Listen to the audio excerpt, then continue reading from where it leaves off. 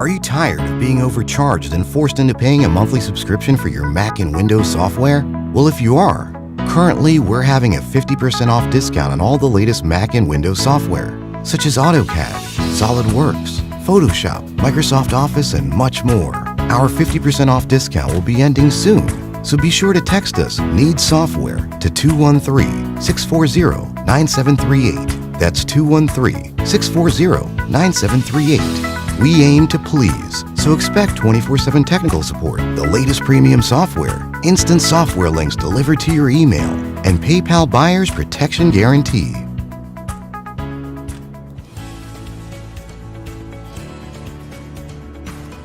Are you living the life you deserve? Stop letting your finances ruin your success. Fix your credit now with Big Dream Solutions. In just a click, you can start changing your life for good. Our credit professionals analyzes your credit report and builds a strategy designed for your needs. No matter your goal, nothing is impossible. We get results. Schedule a consultation today and let us help you live your dreams. Big Dream Solutions. Take action now.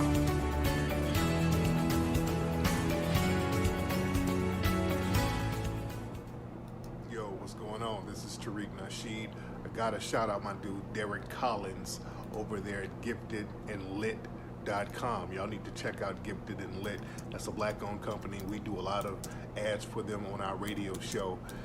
They teach a lot of children how to do science, math, language, arts, a lot of good stuff, and we need that right now. So y'all check out giftedandlit.com right now. Get their content today, man. Very educational stuff, and our babies need it. Giftedandlit.com. Holla.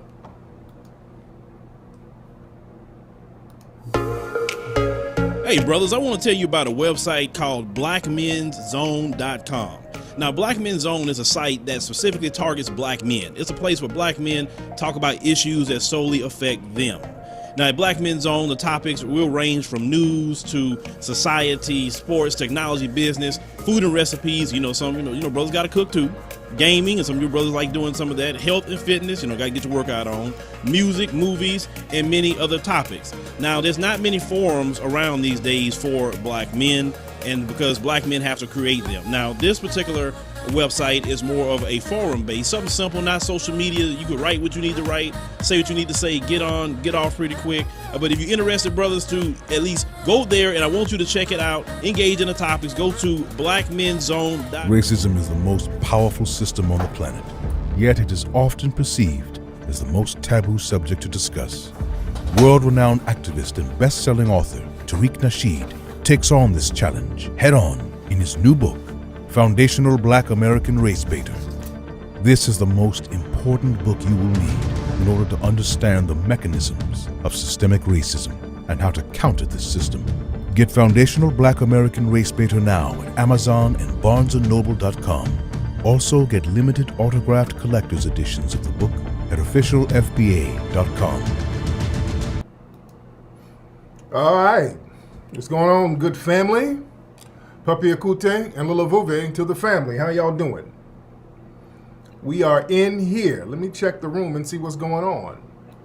Yes, it is later. I waited till some of the Super Bowl energy died down just a little taste, because I understand that a lot of people are still watching the game. Well, not watching the game, but watching some of the post shows.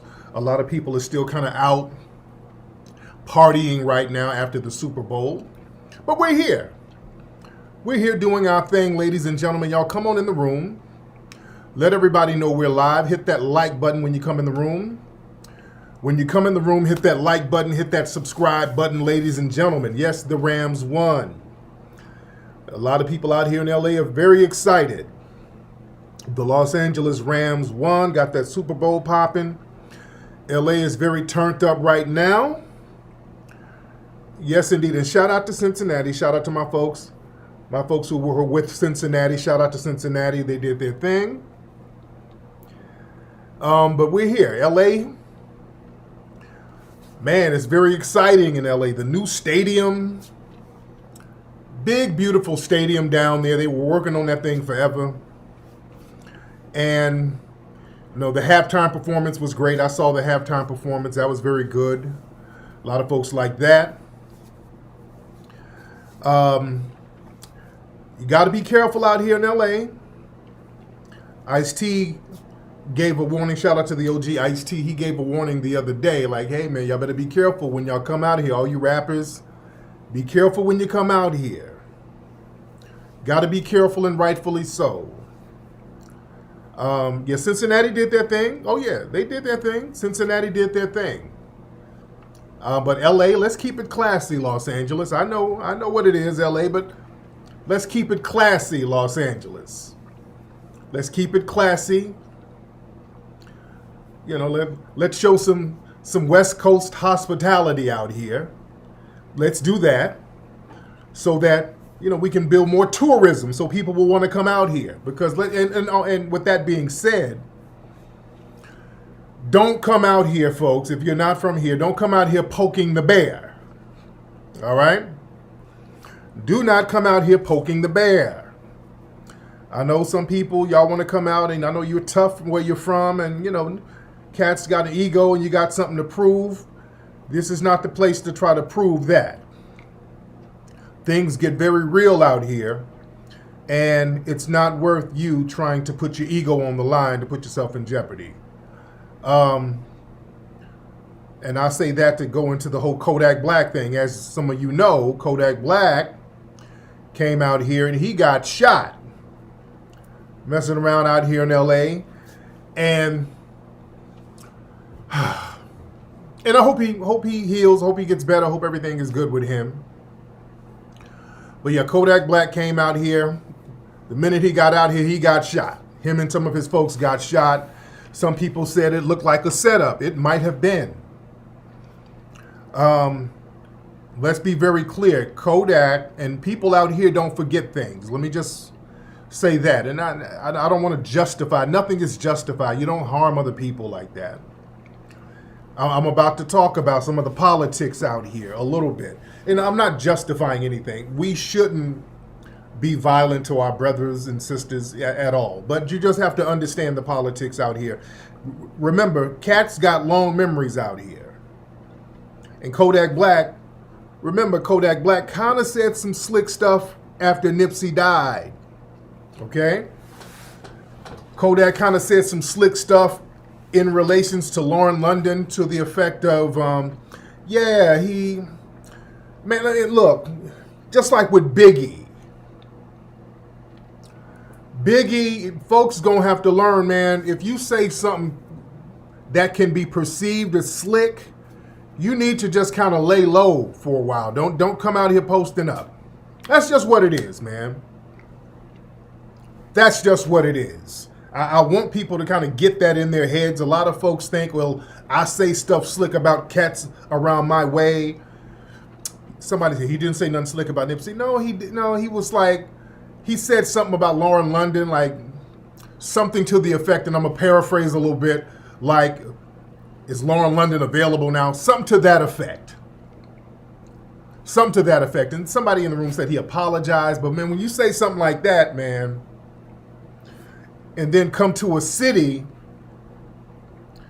where, you know, where this brother was very loved and respected,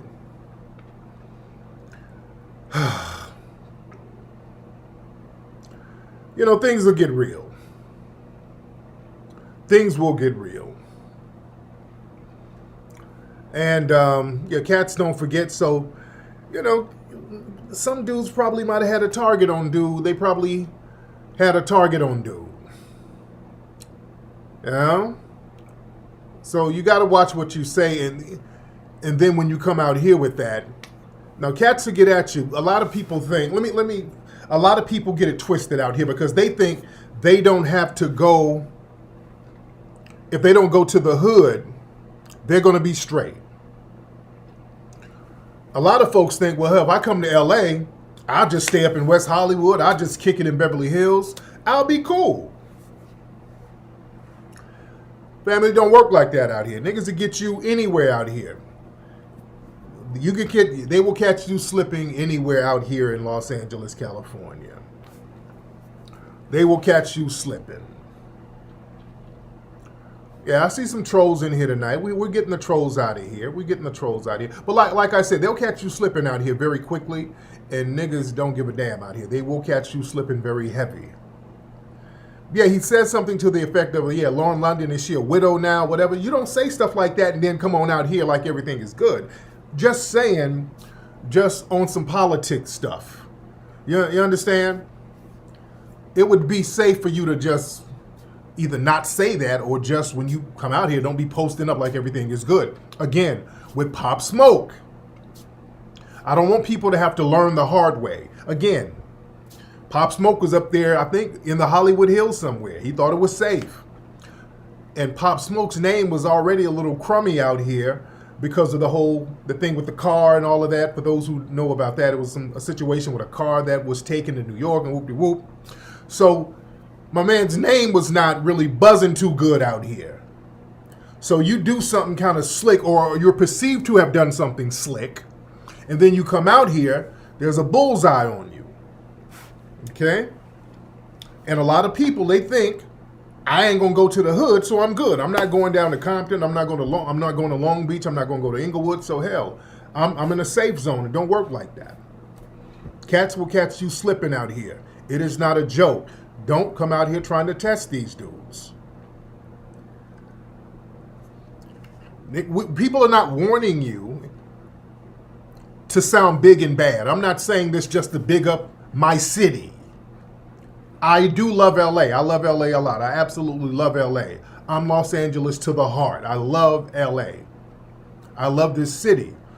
And I want people to come out here and be safe when you come out here. And a lot of people play these games that you can play in other cities, and it just doesn't work out here. So I just want y'all to be safe for real. I want it to be safe out here. I want you to come out here.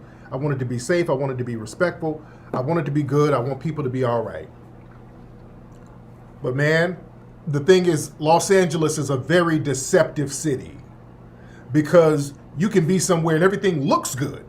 Even if you go to Compton, Compton is not a run-down looking place. Long Beach is not a run-down looking place. Inglewood is not a run-down looking place. See, when you go to other cities, the hood is really run-down and dilapidated. We don't have any run-down, dilapidated neighborhoods where black people are in Los Angeles. The dilapidated places like Skid Row, I'm not talking about a homeless street. The dilapidation is like a homeless area somewhere that's downtown. No. We don't have the traditional housing projects that you see in the East Coast or down south with the big brick buildings that's, stacked on top of each other. No, the so-called housing projects or the government housing, they look like regular apartments out here, like the Nickerson Gardens or Imperial Courts, places like that, Jordan Downs. It look like regular apartments. It's not run down and dilapidated. Yeah, Inglewood, you think, okay, you driving around like, damn, I'm good. There's some trees out here. There's a Starbucks over here. There's a TGI Friday over here. So I'm not near the hood. And your ass somewhere on La Brea and Manchester thinking you ain't in the hood. You understand? It's a very deceptive looking city. It's very deceptive. You'll drive by a lot of nice houses, manicured lawns, and you're smack dab in a Crip neighborhood. And it looks good. The lawns are cool. Everything looks good. People are very clean out here. Niggas a gangbang on your ass and go cut the grass. People are very clean out here. That's the thing.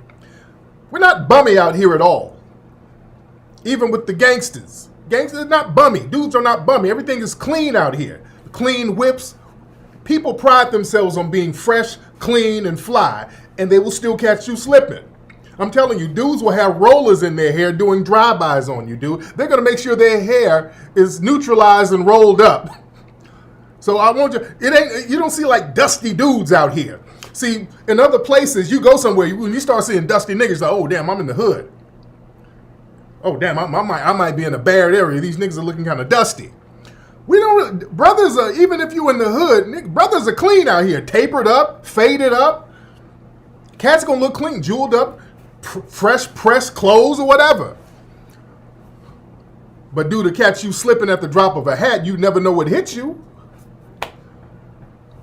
So, man, you get knocked off at Jamba Juice out here, dude. Don't play with these dudes out here. Y'all waiting to see some dusty dude with teeth missing and a messed up fade and kitchen in the back. You waiting to see that. No, it's going to be a dude with a silk press peeling your cap back, man. Y'all better not get it twisted with these dudes. It's not no joke out here, man. Man. It's real out here, dude. And you never know what hits you. And you never know where it'll go down. Yeah? No, I'm not describing the valley, dude. I am not. And they can catch you slipping in the valley, too. I'm talking about Inglewood. Inglewood is not dilapidated. Inglewood is very nice. And they'll catch you slipping out there heavy. So don't play games like that. But like with the Kodak Black situation, understand, these dudes are real bold. Let me show y'all a clip when Kodak Black, when they start shooting at him, when he got shot. I want y'all to see something about how about it these dudes are, man. These dudes are for real, for real. Hold on, let me show y'all something. This is the video. This is an aerial shot. Somebody shot of Kodak Black when they were shooting at him. Right here, look at this. I want y'all to notice something. When they started shooting at Kodak Black, show you how wild these cats are out here. This is the aerial shot of it. Hold on. All right. So that's when they were shooting at Kodak Black. Now look, do y'all notice? What do you see? You see two cop cars right there. These dudes shot at Kodak Black in front of the police. There's two cop cars there. The police was right there, and they still shot this dude and his crew right in front of the police. Do you understand what I'm saying? Yeah, the stadium is in Inglewood, but yeah, I'm telling you, these dudes it's some different type of dudes out here, man. It's some different type of cats out there, man. They shot Kodak Black right there. The police was right there, and the dudes didn't give a damn. They don't care about no damn police out here. I told y'all that. It's like police smolies. Don't give a damn about no police out here, bro. Ask Tekashi. When Tekashi came out here with all those police and all that stuff, and he tried to do a video in Beverly Hills, and they shot up the video place that was shooting at the damn video set with the police there. They don't care about no police. All right, just, you know.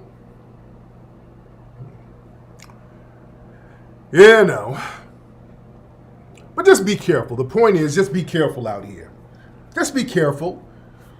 Don't say stuff and, come on out here like everything is good. Cats is real different, man. It's real different. They ain't scared of nothing. And it can go down anywhere. Yeah, somebody said Zimmerman needs to go out here. Yeah, that wouldn't happen out here. There would be no Zimmerman out here. I promise you that. Yeah, that Zimmerman thing. Yeah, they would have got Zimmerman a long time ago. They would notice you see no situations like that. You don't see situations where a Zimmerman type is harming a black person and they're just posted up out here in California or LA. You don't see that. No. You don't see that out here, bro. You do not see that. Yeah, the crime rate is low. The crime rate is real low, but things will go down fast. The crime rate is actually very low out here per capita based on the population of the crime rate is actually very low, but things will go down. Things will go down when you least expect it. Yeah, but a Zimmerman? Nah. Wouldn't be no Zimmerman walking around here like that. Yeah. Or Kyle Rittenhouse. Wouldn't be no Kyle Rittenhouse running around here with that nonsense.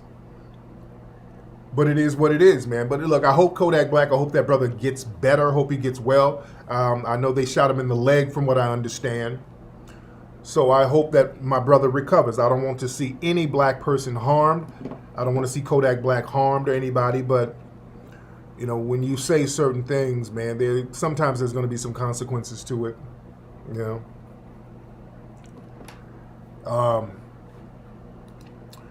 But with that being said, today we're talking about gatekeeping our culture as foundational Black Americans. That's the theme of what we're talking about today. We're gonna get into that in a second. We're waiting on everybody to pile on in the room. Now, how many? If you saw the game tonight, raise your hand. Speaking of Los Angeles, I kind of watched the game off and on. I was watching the game off and on. Halftime show was good. I liked the halftime show. The halftime show was very good. Dre did his thing. I was hoping that, boy, they brought Ice Cube and ran out and did some NWA stuff. That just would have took it to the next level. But I understand the NFL was probably like, nah, no NWA stuff, none of that F the police stuff. You know, people were talking about how they were doing choreographed crip walking. It was heavy. And L.A., you know, that was a good moment. L.A. felt there was a pride in L.A. to see Dre on the big stage like that in Inglewood.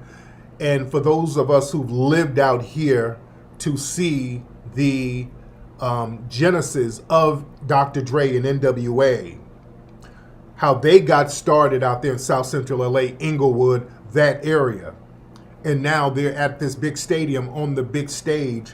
You know, that was a very heartwarming moment for LA to see somebody from that area get that type of shine. You know, that was a lot of people felt a way about that. A lot of people felt a way about that. That was a lot of people were beaming about that. Yeah, the 50 Cent, when 50 came out, that was cool. Kendrick's part was great. Mary was great. Only thing with Mary, I like when she did the Let's Get It Pumping. Is that No Drama? What's that song called? In This Dancery. That song, she did that. And then she did another one of her cuts that was more popish, I think. And I don't, she shouldn't have done that. She should have done they should have had her do more of a bop. They should have had her do like Real Love or something. Yeah? They should have had her do a bop, more of a bop. I guess, but again, they probably had to do something for the whites that were watching. There's a lot of white people watching, so they had to kind of, I guess, pop it up. You know, I guess they had to do something for, Family Affair. That was the song, Family Affair. That's the name of the song. And the other song she did was No More Drama, right? No Drama. Family Affair, that was rocking. She came out with that because Dr. Dre produced that song. No, the halftime show was good. It was a good show. No, don't hate. The halftime show was good. Halftime was good. She looked good. Mary J looked phenomenal. She looked good. No, Kendrick was good too. Stop hating. No. Kendrick was great too. Yeah, Family Affair was good.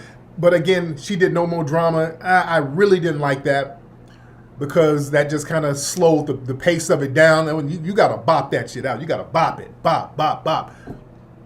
She could have done Real Love or something from that first album. But again, I'm thinking that they're appeasing some of the white audience there because you got all of this gangster stuff popping off. Eminem took a knee. That was cool. So, yeah, it was a good halftime show. It was good. I liked it. And yes, she did. She looked good. Kendrick, he did his thing. Anderson .Paak, he was on the drum. So, yeah, the band was good. The set was good. It was good. It was good, and I liked it. You got your 2 books. That's what's up. Yeah, so the halftime show was good. We're not going to hate on the halftime show. The halftime show was good. I enjoyed it. And again, as people were talking about how 50 Cent, he kind of gained weight. And when 50 was upside down for a minute, nobody knew it was 50 for a minute. Because 50, he's older. Like, when we get older, we get weight on us sometimes. And 50 has gained a little weight.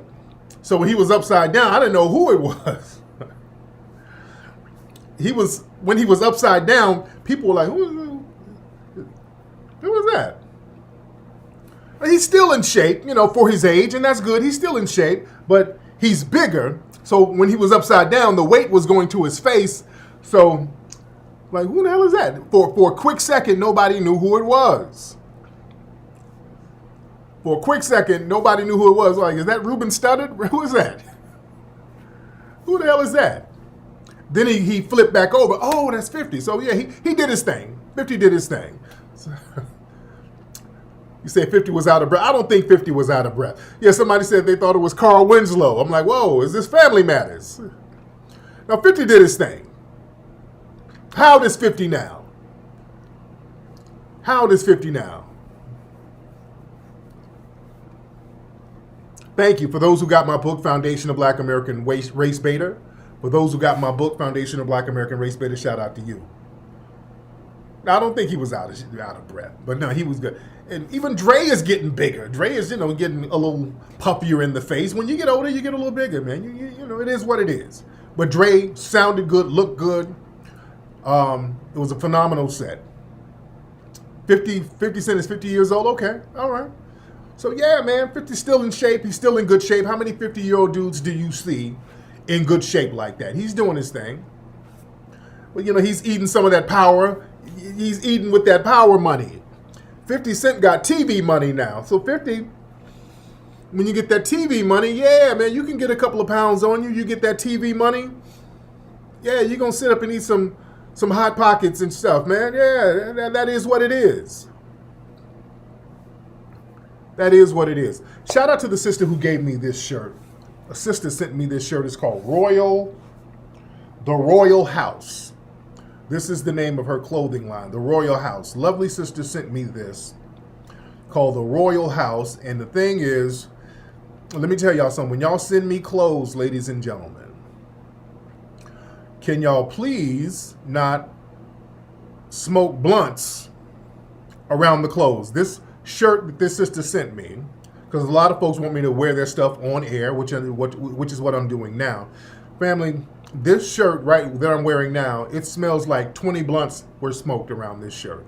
I have a contact high from this shirt. Sister, who owns this clothing line, you're going to have to lay off the blunt, sister. I like the shirt. You got to lay off the blunts, sister. You got to lay off them blunts. Because, sister, you were smoking heavy around this shirt. This shirt is so heavily blunt smelled. The blunt scent in this shirt is so heavy.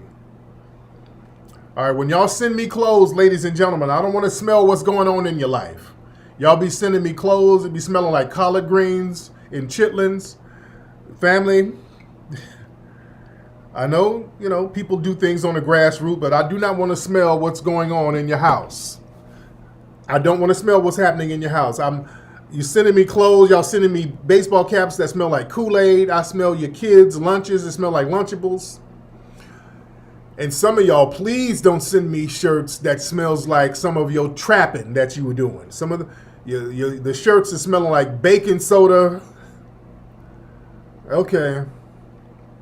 It smells like baking soda and ammonia. Family, don't send me clothes from your trap house. Don't be sending me evidence. I'm up here wearing evidence. All right? Please store your stuff at a warehouse somewhere. Okay? Y'all sending me jackets and sweaters that smells like crack. And I don't want to be walking around with evidence. I don't want to go to the airport wearing your clothes and the damn drug sniffing dog run up on me like I'm trapping. All right? So please do not send me clothes with any drug fibers or paraphernalia on it. And don't store your clothes at your grandma's house, because sometimes y'all be sending me jackets and it smells like mothballs. Y'all done stored it at Granny's house. Take the clothes out of Granny's house, please. All right? I don't mind wearing your stuff, but y'all just got to store it somewhere where I don't smell what's going on in your life. All right? But listen, speaking of sports, and this goes back to us gatekeeping our culture. We're still talking about sports tonight, ladies and gentlemen. And gatekeeping our culture is foundational Black Americans. See, foundational Black Americans, we have a thing, ladies and gentlemen, where we try to share our culture with everybody. And we normally do not gatekeep our culture. Foundational Black Americans, we have this thing where if we have it, we'll share with everybody. And we don't own our culture like we should. There's so many things that we've done as Foundational Black Americans, and we don't own our culture. Because we can create things just like that. We'll create one thing, give it away, and then create something else. We're very resilient people. We're very creative people. So we don't really gatekeep like other groups, but we need to. Because when you don't gatekeep, when you don't put a stamp on what your culture is, other people will take your culture and then flip it on you as if you don't have culture. Family, from this point on, do not ever let any other group tell us, Foundational Black Americans, that we don't have a culture. Not only are we the culture, we are the definitive culture. We create all of the cultures that most people celebrate and love and try to emulate. See, we're going to have to start gatekeeping our culture heavily. And I don't want to hear nothing about us being divisive. Everybody's divisive. We ain't divisive enough. Family, there's so many things that we've created.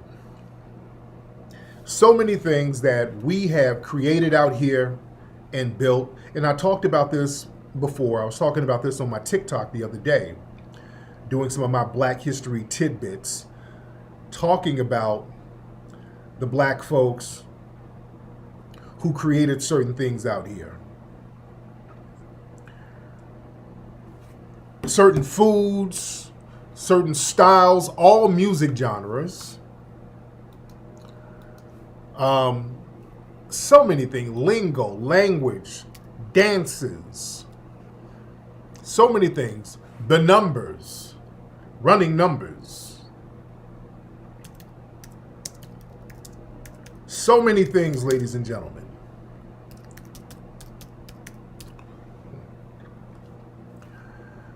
We created so many things. I was talking about the other day how modern macaroni and cheese that we love and enjoy today, the baked macaroni and cheese, that was created by James Heming. That was Sally Heming's brother, Foundation of Black Americans, who was enslaved by Thomas Jefferson. James Heming created the modern mac and cheese, meaning the mac and cheese that we bake. The delicious mac and cheese that we enjoy on holidays, the baked mac and cheese, because he was over in France. He was over in France studying cooking, and he was putting his own flavor on the foods in France, and he was bringing a lot of stuff over here and putting his own thing on it. In France, they had a little janky form of mac and cheese, which basically was pasta with cheese thrown on it. So our brother, he brought it back and said, hey, let me make this like a pie. Let me season it up right, put some of this FBA flavor on it, and he created the modern mac and cheese, the baked mac and cheese. He also was the person who brought French fries over here from France. That was James Heming, a Black man, Foundation of Black American. He brought French fries over here from France, put some flavor on it. That's why fries over here taste different. Put some flavor on it and introduced French fries over here. Yes, he did. That's James Heming, Sally Heming's brother. You understand? Somebody said buffalo wings too. But he also brought hard ice cream. The hard ice cream that you scoop, he brought that here too. You understand? What's up, Kyle? What's the name for the streaming service? Because we're still trying to figure out a name for the streaming service. And we're still filming for the American Maroon film. We're taking our time making it right. I'm going to be in Atlanta filming this week. I'm going to Atlanta this week. Shout out to my Atlanta people. We're going to be filming down in Atlanta. I'm going to be on my dude Beehive. I'm going to be on his show this week. All of my other folks, if y'all want to do interviews, hit me up, because I'll be free at night when I'm down there in Atlanta. I'll be there all this week filming on the new movie. We're going to be filming some folks, doing some stuff out there. And I'll be free at night out there in Atlanta. All my Atlanta folks hit me up. But with the new project about the Maroons, we're going to do it because we're going to have our own streaming service. So we're not going to have time constraints. So we're going to do this in like 1 hour, like increments, like series. It's going to be like a series, like a 3 or 4 episode series. It's going to be real fly. We're taking our time with it. Yes, indeed. Man, so many, man, refrigeration, the modern toilet, the security alarm system. A black woman created the modern security alarm system. When I say we are the culture, we are the damn culture, ladies and gentlemen. We are the culture. Man, even the light bulb, ladies and gentlemen, when they try to give that to Thomas Edison, it was our brother Lewis Latimer. And we talked about this in one of the Hidden Colors films. How it was Lewis Latimer who was the one who introduced the filament for the light bulb. Because, see, they understood, Lewis Latimer, and this is what I've heard about Lewis Latimer, from what I understand, he understood that on the plantation, foundational black Americans would use cotton seeds and light them in order to stay warm. And the cotton seed, and from what I understand, he patterned the filament after the cotton seed because cotton seeds are very flammable. Okay? The seeds of cotton, they're very, very flammable. Okay? And if you light a cotton seed or light cotton seeds, you can keep your hands warm. When you're out there picking cotton and all that, you can keep your hands warm if you light the cotton seeds. So from what I understand, Lewis Latimer got that idea. It's like, well, damn it, if we just lit this filament, made something like a seed and lit it, maybe we can light stuff up. It's heavy stuff. A lot of stuff. Because listen, we were the machinery. We were the labor force. So a labor force group doing all the work, of course you're going to come up with more efficient ways to make the work easier. You're going to say, hey, while I'm picking this cotton, let me do this to warm my hands. If I'm processing this cotton, let me come up with something like a cotton gin. Remember, black folks were coming up with these inventions and we just didn't get credit for it. We have this thing where we would come up with stuff and black people who were enslaved were not allowed to patent anything. So we would tell Massa one of our ideas. He was like, oh, good. Hey, guys, look what I created. Me as a smart white man, I created this and I'm about to go patent it. And what could we do? And Thomas Edison, Thomas Edison really didn't invent nothing, really. If you look down, Thomas Edison would just take everybody's ideas. And he runs around as if he's the greatest inventor. But let's be very clear. In a system of white supremacy, when you control people, you control what the people do and you control what the people create.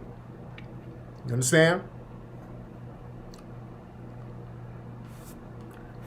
So that's what it is. But foundational black Americans, man, we are the culture. We've created so many things. And because we give them away, people say, well, damn it, y'all ain't got no culture because y'all don't gatekeep nothing. That's the problem. We don't gatekeep anything. We create stuff and then give it away. And we're on some kumbaya, let's share, because we've been programmed because of the plantation system to just share everything with everybody.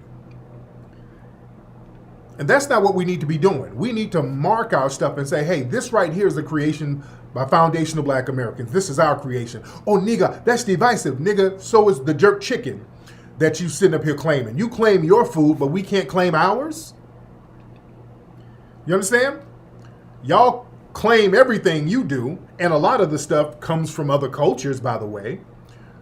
Just like in Jamaican culture, and shout out to Jamaican culture, not dipping on them, but the curry chicken and the curry goat, that comes from the East Indians that were over there in Jamaica. All right? But the Jamaican brothers and sisters, they took it, put their own flavor on it, and they, bam, curry chicken, that's our stuff right now. They took something, put their own flavor on it, and then they owned it. That's fine. I don't mind that. That's cool. But remember, a lot of East Indians were over there. The British brought in East Indians over there to work in Jamaica as well in the 1800s. So they brought that curry goat, that curry food that they were doing over there in India. And There's a reason why curry chicken and curry goat from India doesn't taste the same as it does in Jamaica. The Jamaican brothers and sisters said, hey, we're going to get this and put our own flavor on it and make it our own, which is what we did with mac and cheese and fries and other things. We did the same thing with other things and stuff that we created from scratch ourselves. Yeah?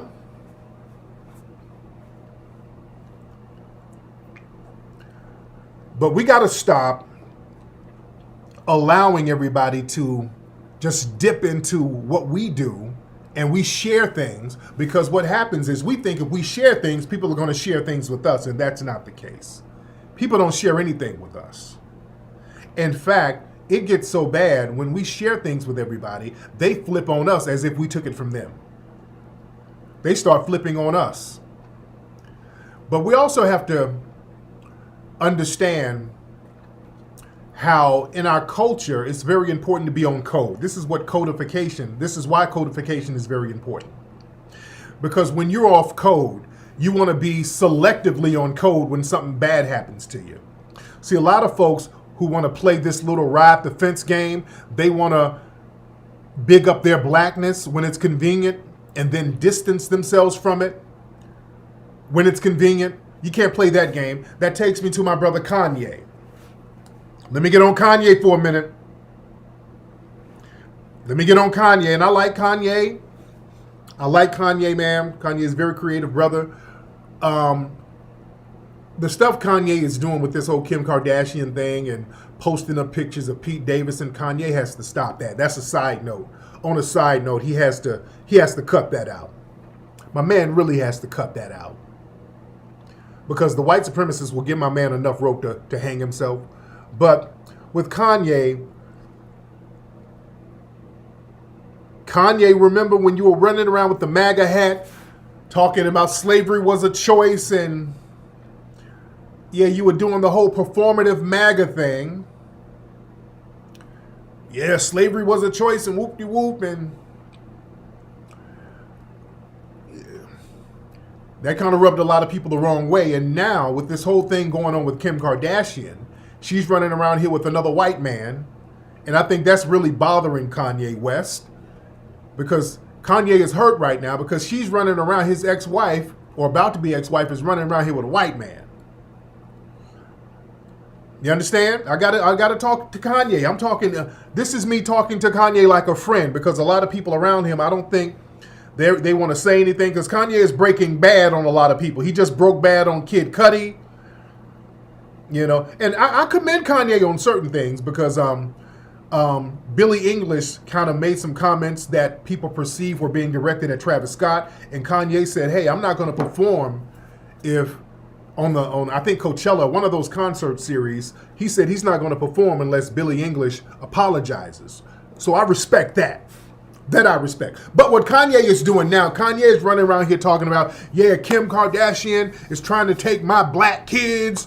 Now he's running around here talking about how black his kids are. Oh, my black kids. Oh, my black kids, my black kids, my black kids. Oh, she's raising my black kids. Oh. All right. Now that your wife is out here running around with a white man, my man is putting on the dashiki now. Oh, okay. All right, Kanye, you got to be on code all the time. Is that you, Strella? I see Strella in here. I noticed those legs. What's up, Strella? But Kanye, you got to be on code all the time, brother. You got to be on code all the time. You cannot be selectively on code. All right? Yeah, y'all want to get on? Was it Billie English? What was the name? Did I get the name wrong? I said Billie English. What's the person's name? Because I don't even know who the person is. I don't know if Billie English is a man or a woman. I don't even know. I have no idea who Billie whatever is. Did I pronounce their name right? Because I don't even know their music or none of that stuff. So somebody said, I don't know if I pronounced it right. No, his kids. Okay, what's the name? Billie Eilish. Billie Eilish. Okay, I thought it was Billie English. Okay, Billie Eilish. Okay. I don't know who that is. I just saw that this person was performing. Billie Eilish. Is Billie Eilish a man or a woman?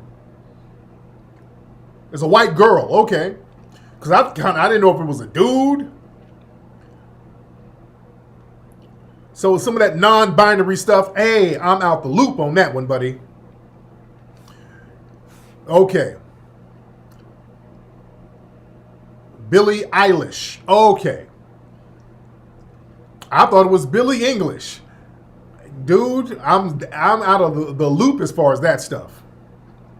Yeah. I don't listen to that. Yeah. Is that the one? Who was the one? It was one of those artists who peed on stage recently. And I think it was some mixed black chick. Who was the one? It was one of these weird groups and the chick peed on stage. Which one was that? Yeah, I don't know who these people are, man. Eilish, okay. Eilish, Billie Eilish, okay. Y'all thought it was English too. I thought it was English. Billie English. Okay. The only Billie I know is Billy Ocean. Caribbean Queen. But who was the chick who peed on stage? Yeah, I know Billy Ocean, Billy Blanks, and Billy D. Williams. Those only Billies I know. I know 3 Billies. That's it. Now, you got something about Billy D. Williams, holla at me. Now, who was that who peed on stage? Eurista? Okay.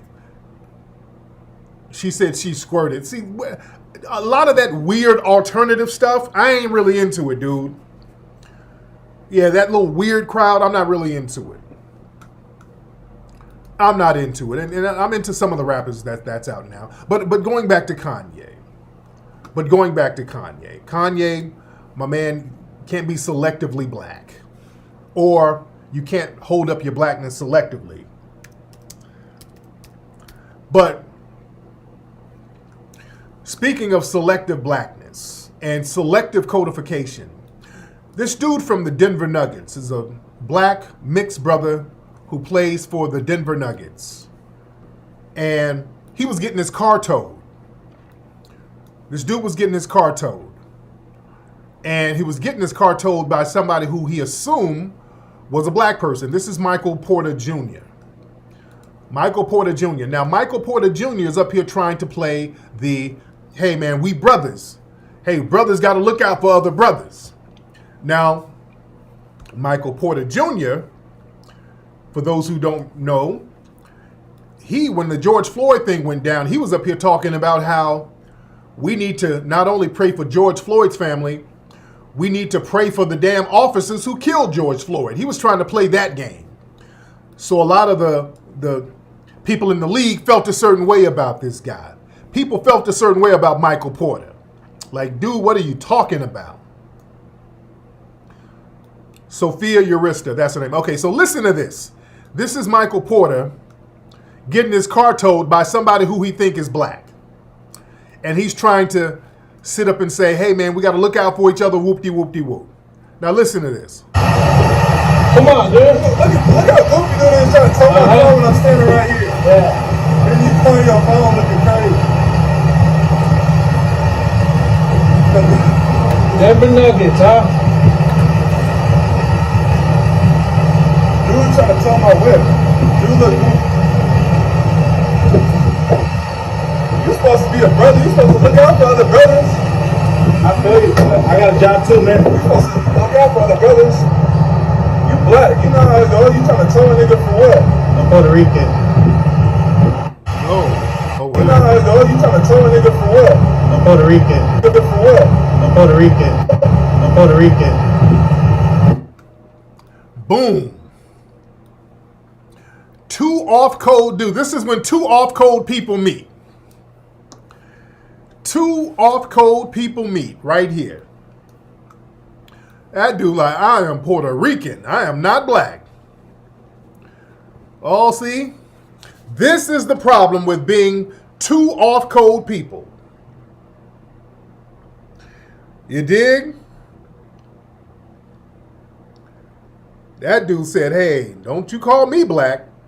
I'm gonna really toe it now. You calling me black, I'm Puerto Rican. Two off-code people. Yeah? I'm not black, I'm Puerto Rican. Boy, they'll correct you very quickly, won't they? So black folks, don't be ashamed to gatekeep your culture, because these folks will sit up here and, oh, nigga, they'll say nigga all day, but then they'll turn around, well, I ain't black though. I ain't black, I'm Puerto Rican. I'm different. Yeah? They'll let you know. They'll play that camaraderie thing, we all the same. Black and brown when it's convenient for them, but when you say, hey man, hey, what's up with the black-brown thing, man? You towing my car. Let's look at it. I'm Puerto Rican. Let me hem that thing on up.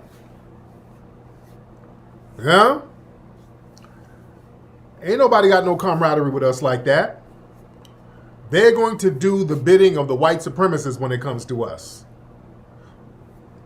Y'all better get that straight.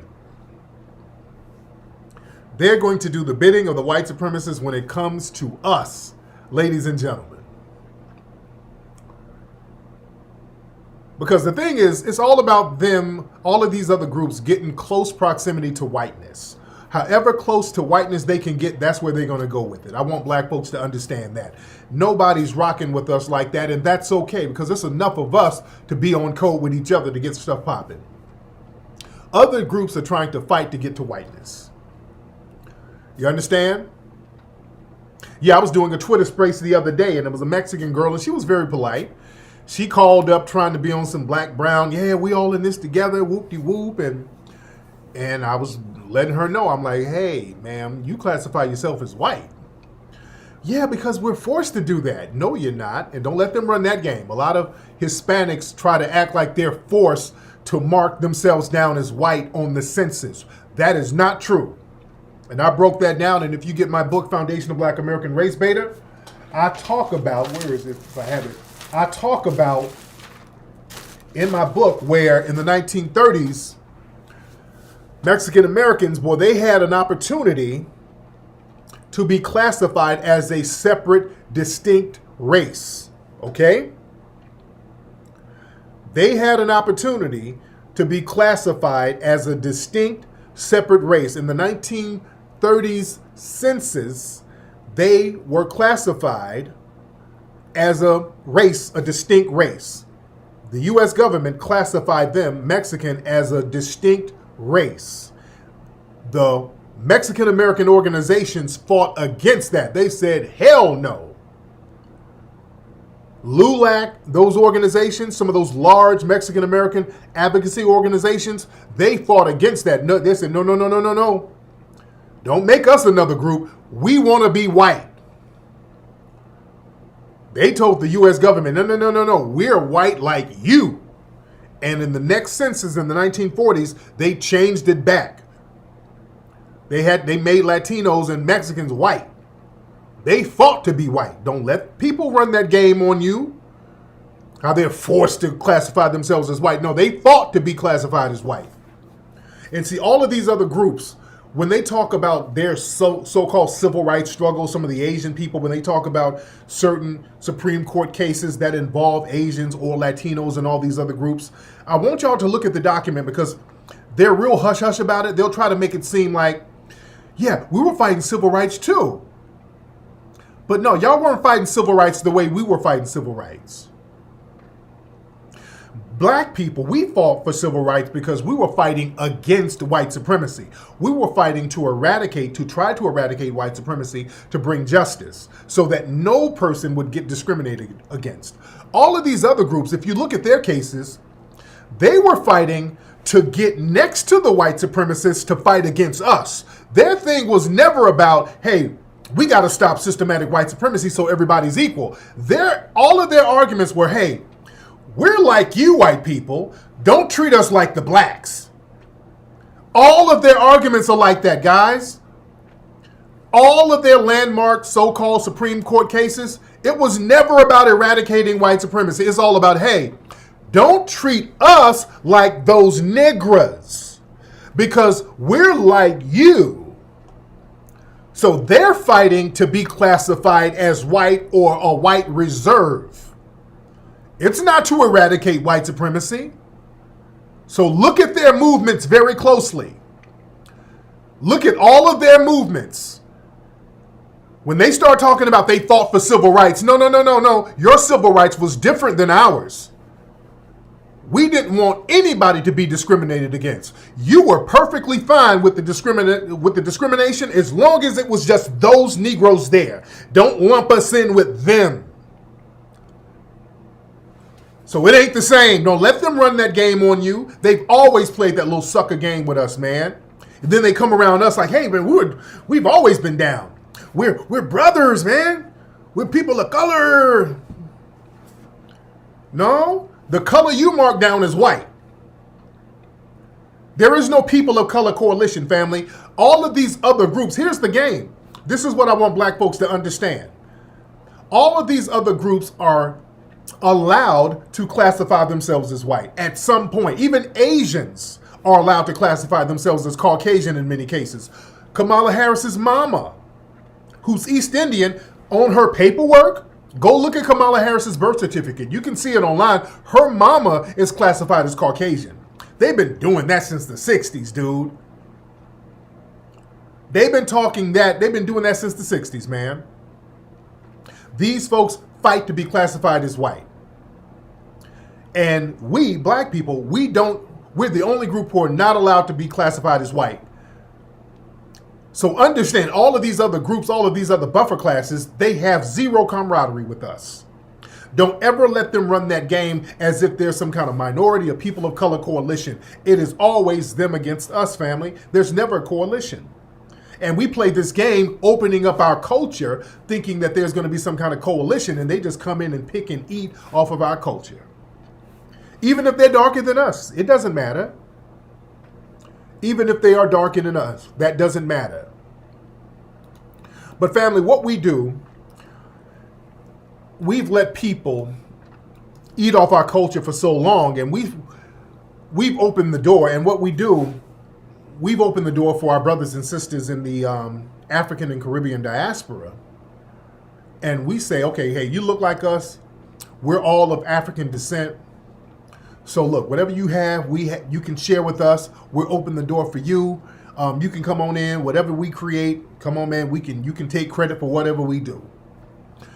And that's a very dangerous thing too, because now what happens is when you have a tether class who comes over, who again desires to be next to the white supremacists.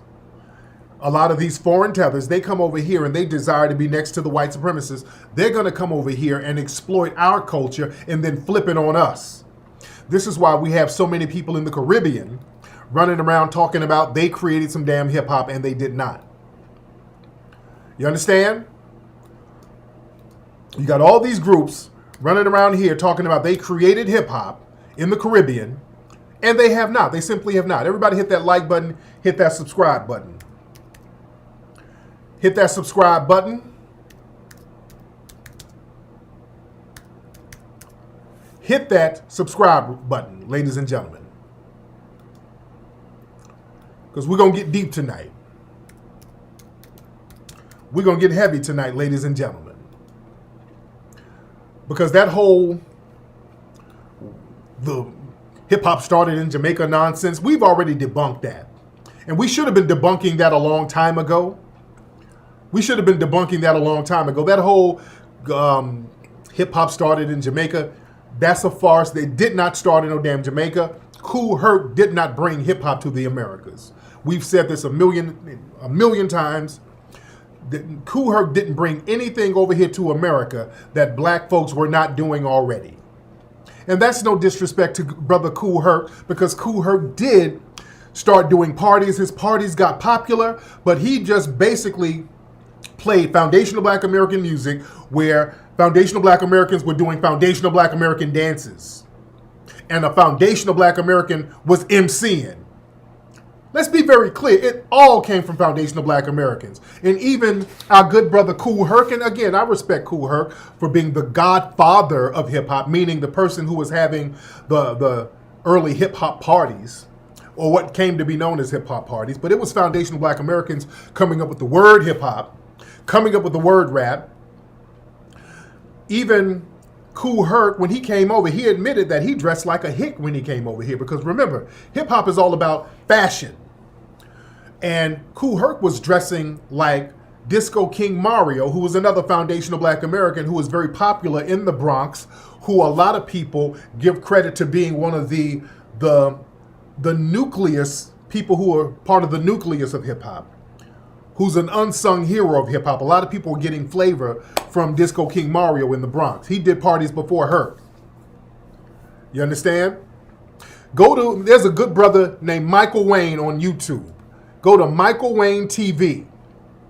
This is a brother up there in the Bronx. Go to Michael Wayne TV. This brother, he's in the Bronx. He's from the Bronx. And this brother interviews a lot of these brothers, these old school cats who were in the Bronx, who was there. Because you got a lot of people speaking on hip hop. I was there. No, you weren't there. A lot of folks were in Brooklyn or Queens. You were in the New York area, but you weren't in the Bronx. Or a lot of people were kind of Johnny-come-latelys. A lot of people who tried to speak on hip-hop, they were kids when it was going down, so they weren't really there. My man Michael Wayne TV, he's one of the most definitive people who shows what was really going on. And you get these brothers who was in the Black Spades and all of these gangs in the late 60s, early 70s. So these brothers were there. And they will tell you, what no damn Caribbeans bringing no hip-hop over here. I want y'all to go check out Michael Wayne's page. That page is the truth. He has the OGs there. All the ones who were there. And they will tell you, the Caribbeans didn't bring that over here. We were doing that, the Black Spades and all this stuff. Man, we were doing all this stuff. We had mixers and, man, they break it down, man. It was foundational Black Americans doing this stuff, dude. Straight up and down. But now the disrespect, family, it's gotten so bad because we open up our culture and let everybody eat off of it. And that becomes a bad thing after a while. See, we can't keep doing that because, see, what happens is we do that, and then you have people talking about blacks. Well, it was Caribbeans and Puerto Ricans who helped start hip-hop. Don't ever let nobody tell that lie. Don't ever let nobody tell that lie. They keep trying to slip these lies in. Yeah, it was the Puerto Ricans who got breakdancing popping. Brother, Puerto Ricans started breakdancing about 10 years after the original B-boys started popping. Damn near a decade later, man. You had the twins up there in New York. So many guys in the early Bronx days B-boying. Grandmaster Caz even said, hey, man, the Latino dudes, they started doing it later. They came way later. In fact, a lot of those old school brothers said the Puerto Ricans weren't really rocking with them like that. When the brothers were b-boying in the Bronx, the Puerto Rican cats were playing the bongos and stuff in the park. They were playing the bongos and the marangas and all of that stuff. They weren't b-boying like that when you had the OGs starting real hip-hop. They just start saying anything, dude. They just start saying anything. Puerto Ricans didn't bring nothing to no hip-hop. The New York City Breakers and Crazy Legs and all those guys, and I like Crazy Legs. He's a phenomenal dancer, but those dudes got it pop. They started doing their things in the 80s, man. Yeah, that was, man, hip-hop was damn near a decade old at that time. So you're not going to give them credit for no starting hip-hop. They just started doing what the brothers were doing, and they were doing it later. Let's stop playing. There's nothing in Puerto Rican culture even remotely close to hip hop. Nothing. And listen, it's gotten so bad now, where people take credit for foundational Black American creation, especially when it comes to hip hop. Man, you got some African dudes now trying to claim we got it from them. there's a Ghanaian artist. This guy here, he had a song in 1973 where it ain't even real rap. He's kind of talking over it. This dude right here, listen to this. They're trying to claim, well, we got hip hop from West Africans. We got it from him. Listen to this. Hold on. But I am the tree. Yeah. I'm the tree of rap music. In Ghana. Yeah, I mean, if you go to the Guinness Book of Records, they're talking about rap music coming from America. Yeah. Talking about the Sugar Hill Gang and Rapper's Delight. And look, check their date. Their date is around 1978, 79. 79, yeah. Mine is 1973. Whoa. So which one came first? Yours came first. Yeah, so I'm challenging them because, you know, so, it needs to be corrected. Exactly. Aside from that, the rap didn't come from America. The rap is from Africa. From Africa. Yeah. Wow, and you're the first to invent. I'm the first commercially.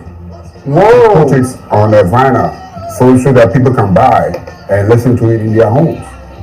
The rap is an African, but I am the tree.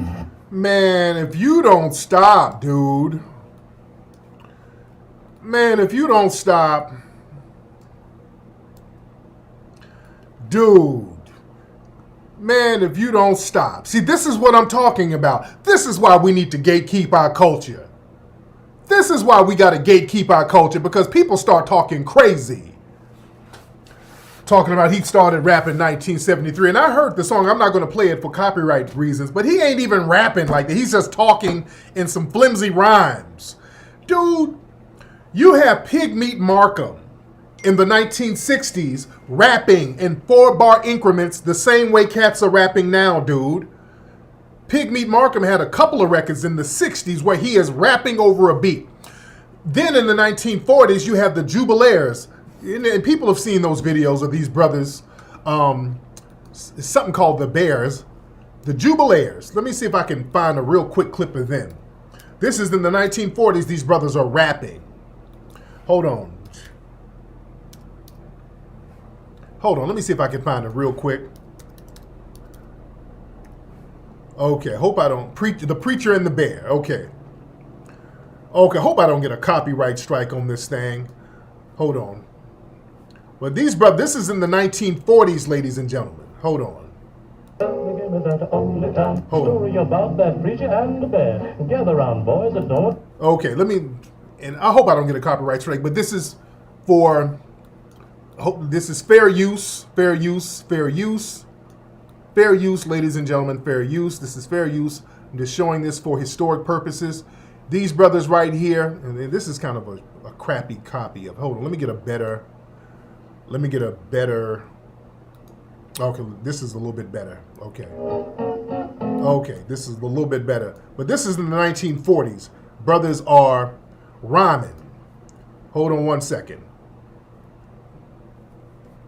Hold on. Because we've been doing this. Hold on. 1 second. Let me turn the volume. Lord delivered Daniel from the lion den, Jonah from the belly of the whale. The 3 Hebrew boys from the fiery furnace said a good book do declare. Now look here, Lord. Okay, so my brother was flowing on here, and they got a few songs. The Jubilaires, they got a few songs. I think this one is called Noah. Oh wait, somebody might have somebody might have remixed it. If you don't help me, don't you go to... So the Jubilaires were doing their thing. Hold on, let me look up Noah, because these brothers were doing their thing, and they're rapping in the same increments that we rapped in. Hold on, and this is 1946. Hold on, this is 1946. Hold on. And then he decided to destroy the land. He spoke to Noah. Noah stopped. He said, Noah, I want you to build me an ark. I want you to build it 3 cubits long. I want you to build it big and strong. I want it 50 high and 50 wide, so it will stand the wind and tide. All right, so my brothers, they rapping, dude. We didn't get this from no Jamaicans. We didn't get this from West Africa, dude. Brothers been flowing. Hold on. We've been doing this, man. Hold on. And this is Pigmeat Markham on The Tonight Show in 1968. Hold on. Okay, this is Pigmeat Markham in 1968 on The Tonight Show. Rhyming. Hold on 1 second. Listen to Pigmeat. This is Pigmeat. He's from South Carolina. Fall in line of this cold as meat. Hold on. I am the judge, you can plainly see. Lay down the law, they better not touch, or I'll bust the head because I am the judge. Here comes the judge. All right, so we've been doing this stuff, man. This is in the 60s. I'm showing you stuff from the 1960s, from the 1940s. Man, we've been doing this stuff. Yeah, the dude did look like Lil Baby. Man, we've been rhyming. This is our culture. Gatekeep our culture, dude. Don't let nobody sit up and tell you that we got rapping and rhyming from some other place and you had these brothers and sisters rhyming on wax. They were rhyming on wax. Yeah? We've been doing this stuff. So we got to check folks on this. We got to check folks heavy. And speaking of rap, a lot of folks was getting on the rapper DaBaby, because DaBaby said he did a freestyle for Power 106. He was flowing with the LA Leakers, flowing. And DaBaby said that he thinks that he's on the same level as Jay-Z, Nas, and J. Cole. And people were like, oh, slow down, little buddy, slow down. Yeah, but listen, DaBaby can spit. I will say that. DaBaby is one of my favorite rappers. I think DaBaby can spit. And I think that DaBaby, I won't put him on that level yet because, you know, Nas and Jay-Z, these are legends. They got a whole track record. Man, you got to be in the game, you know, at least 10 years, at least, consistent, before we can start talking legend status. You got to be consistent and relevant 10 years before we can say you're a legend. But listen, DaBaby could be on that level. No, he's not trash. I'm going to go there. I'm going to put it on out there. I think DaBaby, the rapper DaBaby, could reach close to that level if he sticks in there. I think he can. DaBaby is that good. I've talked about DaBaby many times. I keep telling y'all, this dude can spit.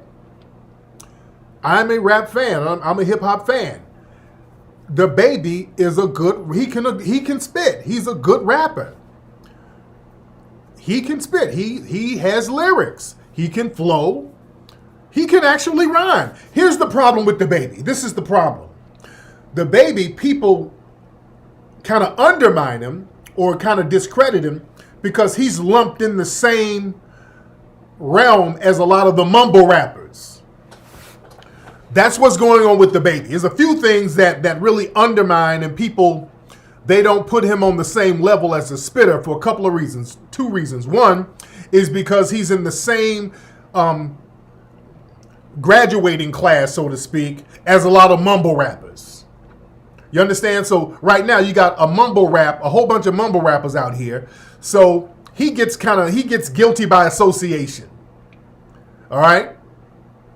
Because a lot of his peers are mumble rappers right now. So you just kind of lump him in the mumble rap thing. But no, he stands out. DaBaby can actually spit. He's not a mumble rapper. Now, on some of his records, in order to get it to format correctly, he kind of throws a little mumble flow in there a little bit. Just like Jay-Z had to kind of tone his rhymes down or dumb them down a little bit. And Jay-Z admitted that. Even with Kool Moe Dee, a lot of times when guys want to go commercial, they have to kind of dumb their rhymes down a little bit. Okay? Kool Moe Dee did that when he came out with his first big-time commercial album, the Go See the Doctor song. Because Kool Moe Dee was a very well-respected MC, very complex lyrics. A lot of people started using big words because of Kool Moe Dee. Kool Moe Dee taught people how to rhyme words together with syllables, meaning you could rhyme a word with another word that doesn't rhyme if you put another syllable on it. Like a word like, he did something on a song called Turn It Up when he was on Sugar Hill Records. And a lot of other rappers adopted this style. even Rakim and Big Daddy Kane, this expanded lyricism. Because before Kool Moe Dee, people would only rhyme words that rhymed instead of syllables. So, like, I'm the best, I'm about to get on the floor, I'm going to see you walk out the door. The dough, flow. So you would just rhyme words together. So Kool Moe Dee started rhyming syllables together. Like, he'll get a word, like he said, he had one lyric, even if I turn up, it will get louder. People look at me and they'll be like, how the hell did he do that? So he rhymed the word louder with how the hell. So that expanded rap. So people were like, oh, damn, you can do that. So that gave people more lyrical agility. So a lot of people started adopting that style. Rakim, you can hear Rakim's lyrics taking on that cadence where he's adopting the style of rhyming syllables with other words. Real shit. Kool Moe Dee first started doing it. Nobody was doing that before Kool Moe Dee. Nobody was doing that, rhyming words with syllables. Nobody was doing that before Kool Moe Dee. But when Kool Moe Dee did his song Go See the Doctor, it was a very elementary nursery rhyme type of song. The song was like, I was walking down the street, clapping my feet. It was real nursery rhymish. I was walking down the street, listening to the beat, clapping my hands and stomping my feet. So he dumbed it down. So a lot of times people, in order to go commercial or to fit with the commercial format, they'll dumb down their stuff. They'll dumb down their rhymes. So again, with the baby,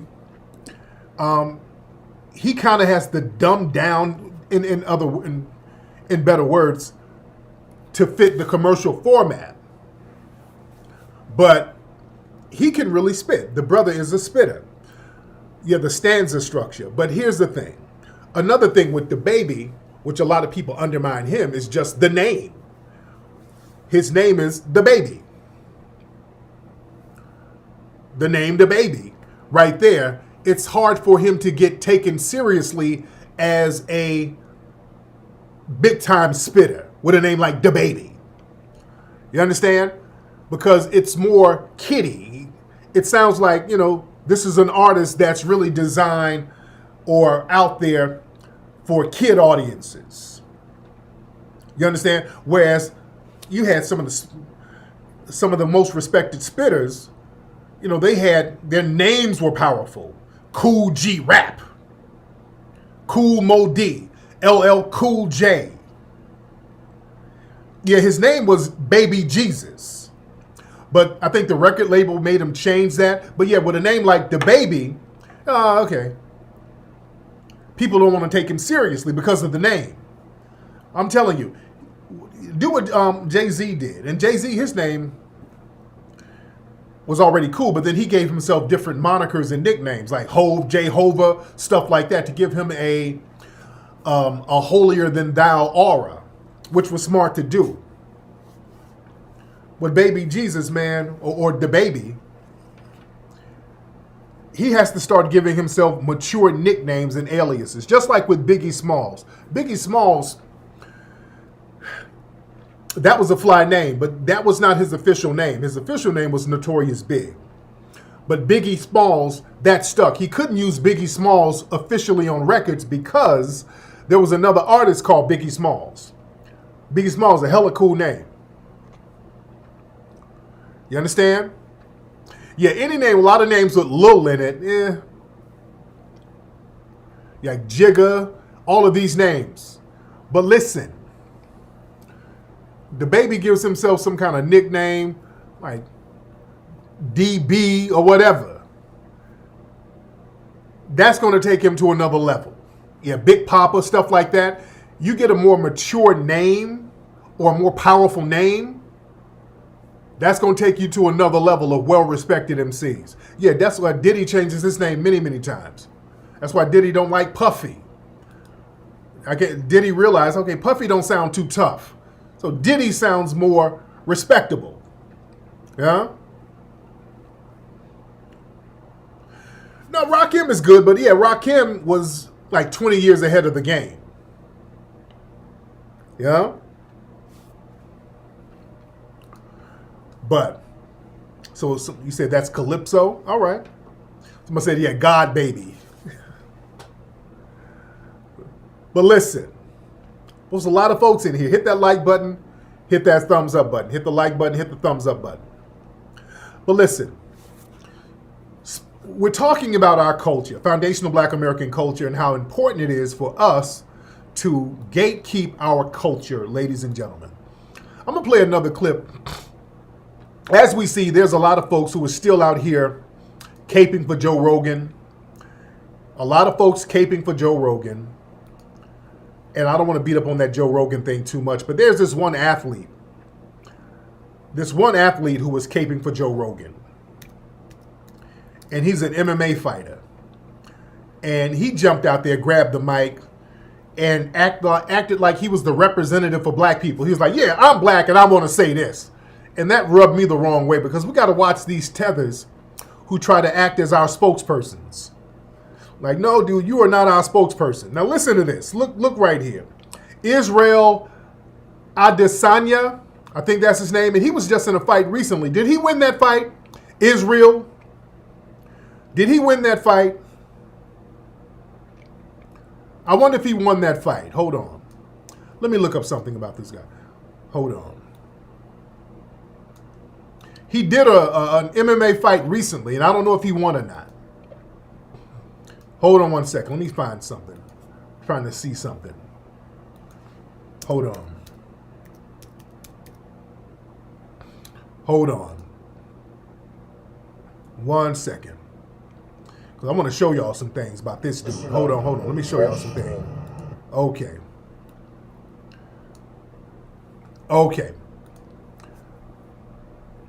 So did he won? He won? Okay, he won. Okay, cool. So this is Israel acting as a spokesperson for black people, defending Joe Rogan. Now listen to this. Now this is him trying to act like our spokesperson. Listen to this at a press conference. He jumped out there for Joe Rogan. Hold on. Let me take this one. Hold up. I'm black. I can take this one. Look. There's a lot of cunts in this game. There's a lot of snakes in this game. I've been in this fight game since 2008. And Joe Rogan is one of the nicest, coolest, humble motherfuckers I've had the pleasure of working with. Understand that? And it's just, fuck the noise, man. You know what they're trying to do. You can't control the man, and he's got the biggest platform in the world right now. So that's my nigga, Joe Rogan. Fuck the noise. All right. Okay. All right. So he's jumping out there like the representative. Well, I'm black and I'm about to represent, and what I say goes. No, brother, you ain't. You're not a representative of foundational Black Americans, dude. See, that's the thing. You get these tethers who try to use their blackness to act as our spokespersons. No, dude, you're not our spokesperson. Yeah, he's a Nigerian living in New Zealand. And let me show you something else about this dude. The kind of dudes who sit up here caping for Zaddy. This is Israel right here. This is Israel. I want to show y'all something about your boy Israel. All right, I want to show y'all some buck-broken behavior about Israel. This is Israel right here. Check this out. This is your boy right here who's caping for Joe Rogan. Fresh. This dude paints his toenails and he has French tips on his fingernails. All right? If you're going to put this in someone else's face, on someone else's mouth, it'd be rude not to paint them. So I got the drip tips. And he got a pearl necklace on. Fashionable, vibey. He's showing off his French tips. I got the, I call them. This dude has on a pearl necklace, ladies and gentlemen. Kick him in the face, send him to space. Just, Okay, this is your boy right here. Showing off his French tips and his purple toenail polish. All right? So these are the kind of people that cape for Joe Rogan, or suspected white supremacists who run around here yelling the N-word and all types of disparaging things about black people. All right? We got a lot of buck-broken dudes out here.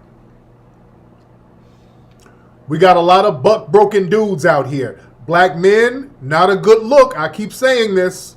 This is what you look like when you defend racist rhetoric that Joe Rogan spews. I've seen way too many black men jump out here with the capes up, and the bussy open for Joe Rogan. Y'all showing out, man. That's a very bad look for black men. Y'all look weak and submissive caping for this dude. I've seen a lot of comedians sit up here caping for him. Y'all look real weak, dude.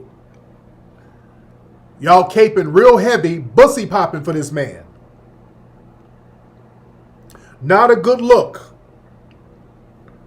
Not a good look at all.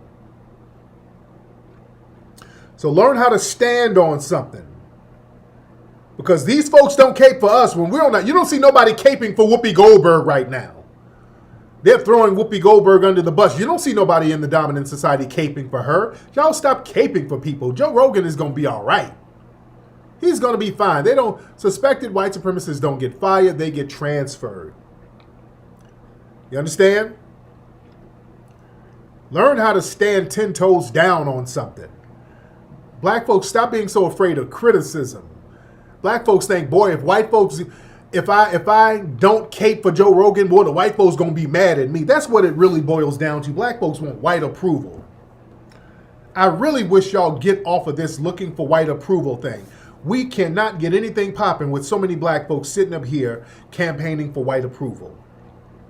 Stop being afraid of not getting white approval. Black people are terrified of that. Because, see, then you got to get down here and deal with other black folks. See, I don't mind. I love black folks. I love black folks. I don't mind dealing with other black folks. Somebody said Grandmaster Cass. Okay, what rhyme did Grandmaster Cass use in syllables? What syllables did he rhyme? And Cass is a lyrical giant. I'm not taking anything away from Cass. But one of the first person I heard who would rhyme a word with a syllable was Kool Moe Dee. So if y'all have a mixtape of Grandmaster Cass doing it before Kool Moe Dee, I would like to hear it. But from what I understand, I don't think Cass, from my knowledge, and I've met Cass before. I used to chop it up with Cass. Cass lived out here in LA at one point. And I respect Cass as a lyricist, but I don't remember Cass rhyming a word with a syllable. But again, I haven't heard all of Cass's mixtapes because Cass really got popping on the mixtape scene in the 70s and 80s, early 80s. You understand? But,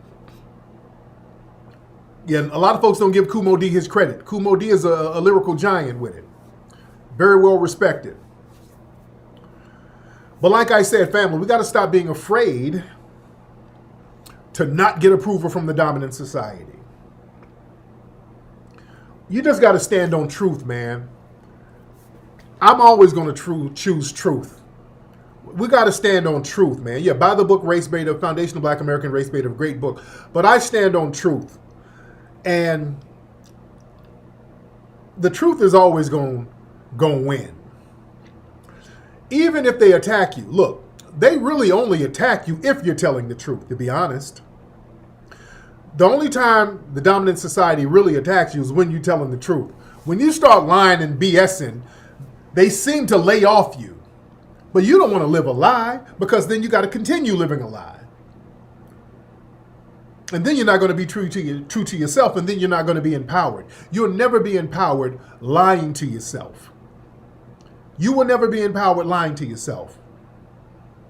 I want us to stop being afraid to tell the truth. Look, y'all know I've been going in on Joe Biden and that whole crack pipe gate. Joe Biden and his administration out here giving drug paraphernalia to people, and they got like $30 million that they're throwing at it. They're not giving us any tangibles, but they're talking about giving crack pipes and drug paraphernalia and stuff like this out to the public, and they're mixing that in, talking about racial equality and all that, and we're calling it out. And look, the dominant society, they get mad at that because that makes them look bad, especially the so-called liberal ones who are supposed to not be racist. And again, the white mainstream media, they were throwing me under the bus the other day. I want y'all to look at this news story. And they're always finding ways to throw me under the bus. So they mentioned me in this news story. And look at the pejorative terms. Like I said, every time I turn on a television and my name comes up, it's always very hostile. And this is the Democrats in the next couple of years, but they're going to be attacking me personally, very heavy. So this is the news media. This was their feeble attempt to try to discredit me. But then they basically admitted what I said wasn't inaccurate. Now listen to this. Look at this news story that came out where they tried to discredit me, calling me a provocateur and all of this stuff. Now listen to this. This is the Hill. Now listen to this. Hold on. All this week, people have been in a frenzy over the Biden administration giving out crack pipes to drug users under his agenda to advance racial equality. Fox News has been covering it on nearly every show. Twitter has been up in arms. Here's Tennessee Senator Marsha Blackburn tweeting, "End government-funded crack pipes." Here's Tariq Nasheed, a known provocateur and self-described race baiter, tweeting, "Instead of giving..." Notice how they had to throw the discredit. They had to just try to discredit me. Notice the pejorative terms. Here's Tariq Nasheed, a known provocateur and a self-described race baiter. So you don't take what he says seriously. He race baits. A known provocateur. Okay. Really? I'm known for being a provocateur? Notice they didn't call me a liar. They didn't call me a liar, though. All right? They didn't call me a liar. But I'm a known provocateur. I didn't know I was a known provocateur. But that's them trying to discredit me, okay? They always do that. All that horrible Tariq Nasheed, that race baiting. Stop. All right. A known provocateur. Okay. News has been covering it on nearly every show. Twitter has been up in arms. Here's Tennessee Senator Marsha Blackburn tweeting, "End government-funded crack pipes." Here's Tariq Nasheed, a known provocateur and self-described race baiter, tweeting, "Instead of giving foundational Black Americans constructive tangibles, Biden and Democrats are giving out crack pipes as a form of racial equality. Seriously." Now, this sounds totally insane. Admittedly, my first thought was, I understand why there are safe needle programs, because needles cause a number of other transmissible diseases. You don't want to be dealing with a hepatitis or an HIV problem on top of battling a drug addiction crisis. But a crack pipe? Are we at the point in the COVID-19 pandemic that we fear drug users will share pipes and contract the virus? Oh, that's crazy talk. Listen. Oh, that's crazy talk. Crack pipe? What are you talking about? That's crazy talk. This race baiter. Oh, this is provocateur talk. This is race baiter talk. Oh, crack pipe? Come on. What? Crack pipe? What are you talking about? That's crazy. That's ridiculous. Oh, that's so crazy. You don't want to be dealing with a hepatitis or an HIV problem on top of battling a drug addiction crisis. But a crack pipe? Are we at the point in the COVID-19 pandemic that we fear drug users will share pipes and contract the virus? That was my first initial reaction. But then I thought, this can't be real. And now with Jen Psaki saying it's misinformation, it's time for a fact check. So it turns out that it's not totally inaccurate, and it's... Okay. Okay, all of that. Okay. She did all of that splaining and all of that, oh, don't listen to no race baiter. Oh, crack pipe. Oh, that's crazy. Oh, that Tariq Nasheed. Oh, that provocateur. Oh, those race baiters. Oh, this is so misinformation. Oh, people believe that. But it ain't really, it's not inaccurate. It ain't really inaccurate, though.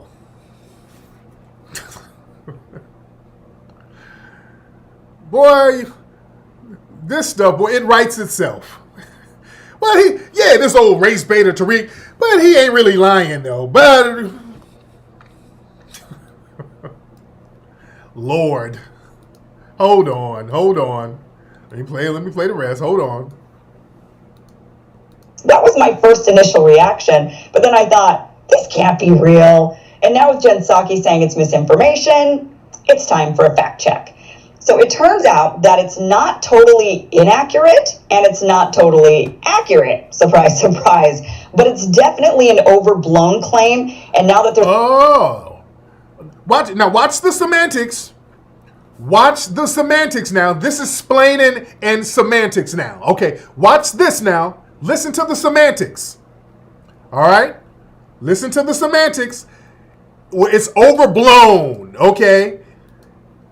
not totally inaccurate and it's not totally accurate, surprise, surprise, but it's definitely an overblown claim. And now that there's been a spotlight shined on the program, the White House has now clarified that the safe smoking kits will not include pipes. They will instead include things like alcohol wipes and plastic mouthpieces so people don't have to directly share pipes or cut their lips on sharp edges. So where...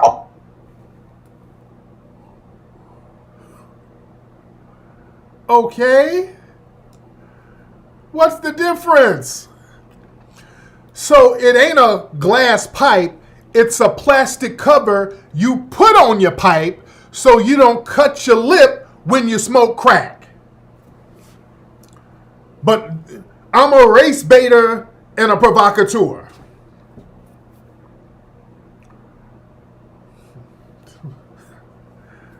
So this is the big discreditation. This is the big discrediting of me. And this is this is so inaccurate. Oh, this is crazy. Dog. Crack pipe. Oh, you crazy. But it's a crack pipe cover. So yeah, it's much better. It's not a crack pipe. That's crazy. But yeah, we wouldn't want you to. It's a cover for your pipe.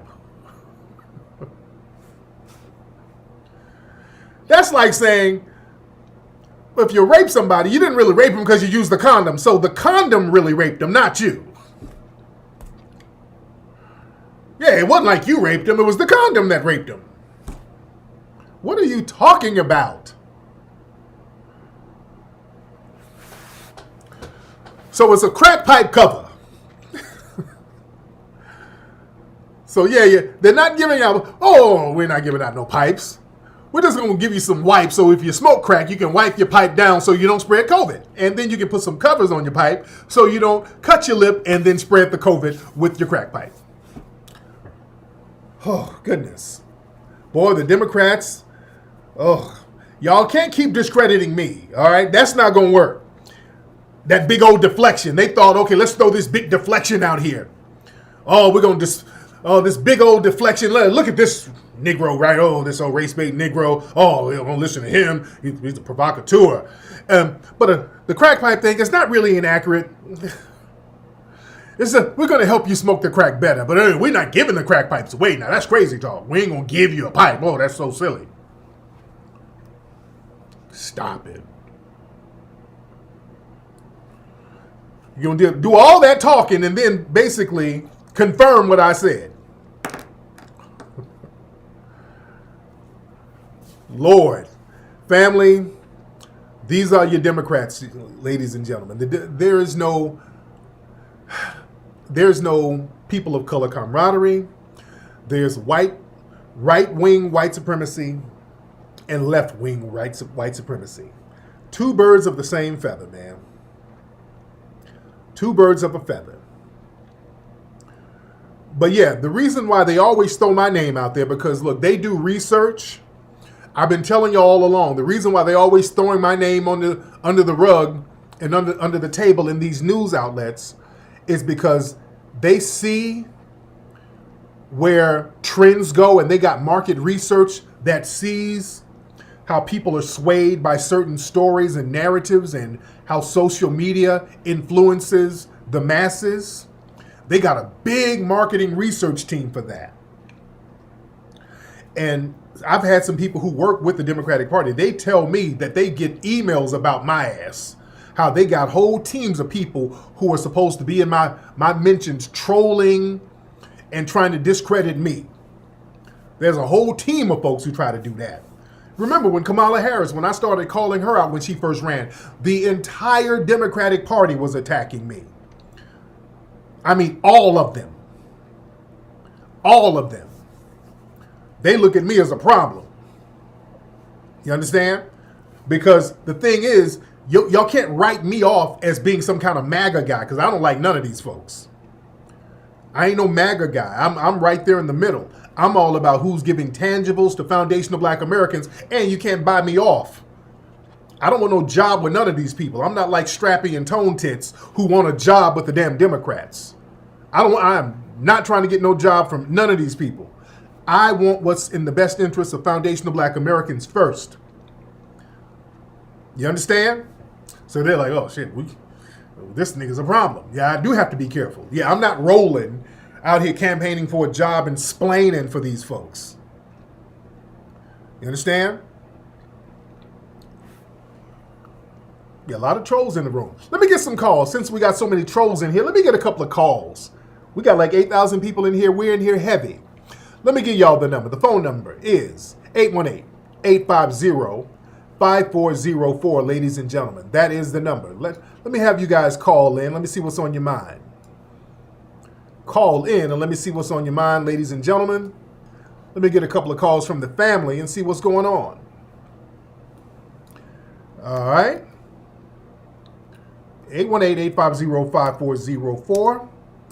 818-850-5404. All right.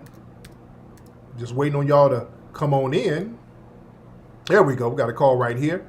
All right. What's up? Who's calling? Hey, Tariq, what's going on, big bro? What's up, man? What's your name, sir? It's Jay. It's Jay from Jersey, Ghana. Jay from Jersey. Okay, you from Ghana? Where you from? Yeah, straight from Ghana, straight Ashanti. Oh, okay. Okay, there you go. What's on your mind? Not much, man. Just calling to tell you, man, I really appreciate your work, man. Much love to you. Man, I appreciate that, brother. Have you been back to Ghana to visit your family? Well, we live here. I mean, I was born here, we raised here, so I have family back home in Ghana, but we visit from time to time.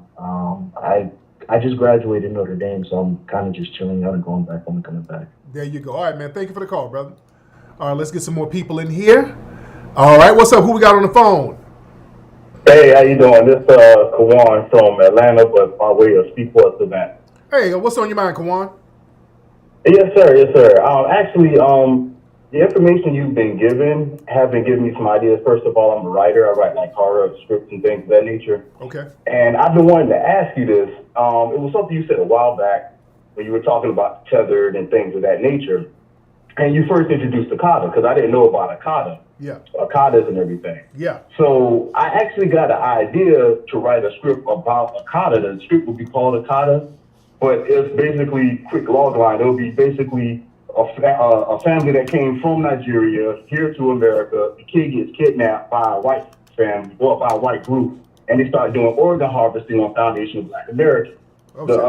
The guy that's over, the scientist, whatever, that takes the organs or whatever, he gets that kid to help him out. They get bum rushed, and then the kid is set free, and he goes back to the family, but he continues to murder Foundation of Black Americans. But his family are coons, and he has an older brother that has to decide if he wants to work with his brother, or be with Foundation of Black Americans, help them out and turn his brother in. And I was like, I don't know if it's fictional. I don't know if I should create that, and I wanted to ask you about it. Oh, hey, man, if it's your idea, put it together. Hey, write it and let's see how it turns out, man. Shit. Let's see how it pops off. There's a lot of weird movies out here, man. And, hey, on our streaming service, we're going to have a lot of narrative films that we're going to show on there. So we're going to be doing movies back to back. Yeah, my man, he's trying to pitch the movie already. Yeah. And, you're not supposed to get unsolicited pitches from nobody because, sometimes people have all of these ideas, and then if we were to do something that we already had in the works that's remotely similar, he goes, well, I gave him that idea. So you always got to watch that. Don't give your ideas away. I saw a movie on Netflix, I think, and I didn't see the whole movie. It was something called the Woman Who Lives by the Window Across the Street from the Girl, something like that.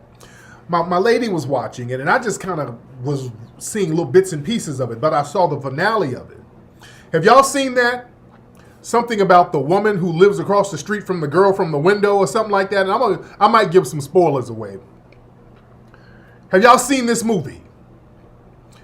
It looked interesting until the end of it. It looked interesting until the very end. What was that movie? What was the name of the movie, guys? Come on, you help me out. I know we have a time delay in here. Yeah, it's a very wordy title.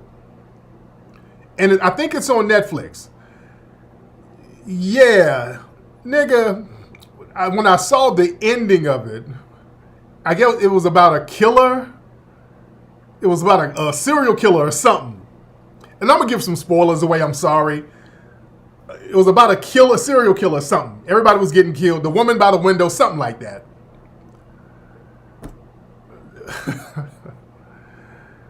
Dude. The woman across the house from the girl from the window, something like that. And it looked interesting, but I just wasn't catching on to it. My wife was into it, but I saw the finale. And then the killer turned out to be a little bitty girl, like a little 8-year-old. And a little girl up here beating a grown white woman's ass. And I'm looking at my lady, I'm like, does this little girl have superpowers? Is she like a demon or something? She's like, no, it's just a regular little girl. And this white woman was getting her ass beat up by a little girl. And it just, I said, this is the silliest nonsense I've ever seen in my life. This has to be hands down the silliest nonsense I've ever seen in my life. The little girl beating up a grown woman. I'm like, if this woman don't throw that little girl out the damn window, she can kick that girl down the stairs. Why is this white woman getting beat up by this child? It just didn't make no sense. Just logically, it didn't make sense. Yeah, when I see stuff like that, I'm like, I don't believe this.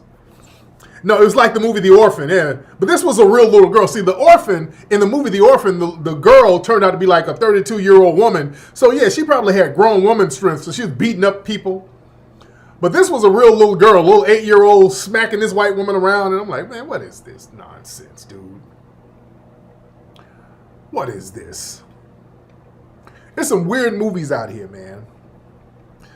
And there's another movie I saw called Antlers. Have y'all seen that? It's crazy as hell. It's about a little boy. His dad had a meth lab. They went into the meth lab. The meth lab was like in a tunnel or a cave. And then they were up there in Oregon somewhere.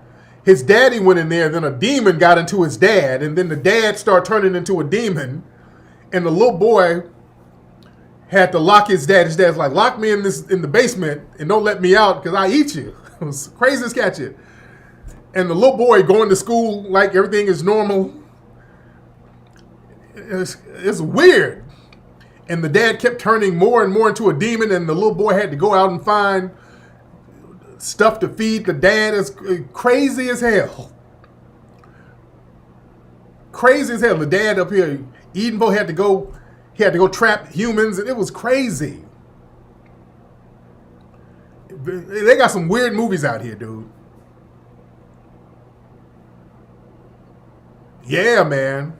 Yeah, the dude's dad was turning into a demon, and it was dumb white folks fiesta. The boy was in the house, and ain't no lights, ain't nothing in the house. It's dark in the house, and the boy and his little brother was kind of turning into a demon too. So the little boy was going to school by himself. His mama died, so it was him in this big old scary house, and his dad, his demon dad, and his brother low-key turning into a demon with antlers on their heads.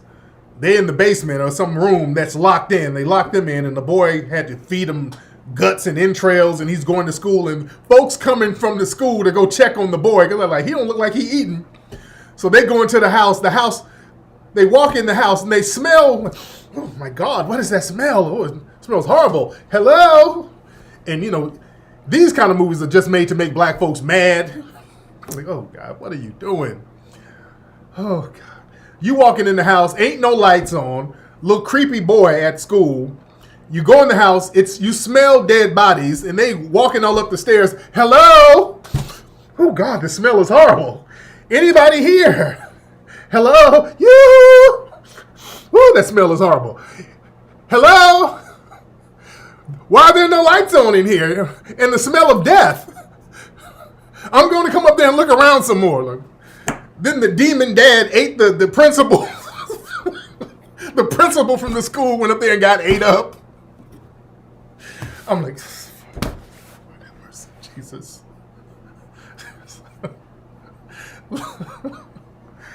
I said, okay, I can't. Y'all can't make stupid ass people like this. The principal went to the school and got ate. The principal's like, okay, I'm going to check on the boy, and went up there to the house and got ate up. Like, ain't this a bitch? What you think was going to happen? Just one by one, people were just going up to the house getting ate up. God damn. Lord. Y'all cannot be this damn stupid. So, movies like that, when you just make everybody stupid as hell, I can't. I just can't do it. I just can't do it. Let me get another call here. We got somebody look like they're from D.C. What's up? Who's calling? Hey, what's up, Freak? How you doing, man? It's the Buckles from D.C., man. I gotta respect your love, man. I love everything that you do, brother. Man, much respect to you, family. How you doing, brother? Man, I'm good, man. I'm blessed by the best, man, and still praying for the rest, man. Thank you so much, Freak, man. I just had to chime in with you, let you know, man, that I respect you, ain't nothing but love, and I support a lot of things that you do, and I'm also gonna be a lot more supportive to a lot of things that you get down with. No doubt, man. I appreciate you, brother. Thank you so much, brother. All right. Shout out to that brother. Yeah, man. Power is good. I hope the new season, I really got to cut the agenda stuff out, man. Power, y'all got to listen, Power writers, please, please, please stop ambushing us with those moist sex scenes. Writers from Power, please stop ambushing the audience. It's a hateful type of thing that they do. I hate when I'm looking at Power and then they ambush you with one of those sex scenes with Drew. And they always do it when you least expect it. They know that you're going to tune out. If you see it coming, they know the audience is going to tune out. I've talked about this before on Power with Tariq, his character, and the women. They let the sexual tension build up, as you're supposed to do. They let the sexual tension build up between Tariq and the women. You see them kind of flirting with each other, and then it builds up to a sex type of scene, which is cool. But with Drew, they ambush you in and you don't even know it's coming. You watching the show, they're doing drug deals and everything is cool. You're like, okay, cool, this is, all right, they're on a roll. Then all of a sudden it cuts to Drew bent over.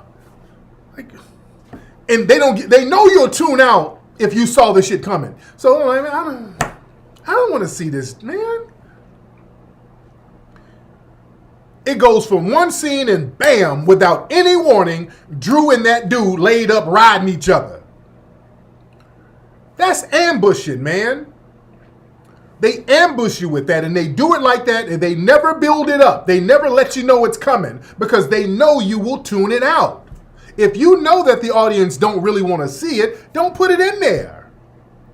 They know the audience don't want to see that. And that's not hating anybody's lifestyle or sexuality. It don't even go with the show. Drew's sex scenes never go with the show. It's always out of context. It's always something that was clearly crowbarred in the script at the last minute.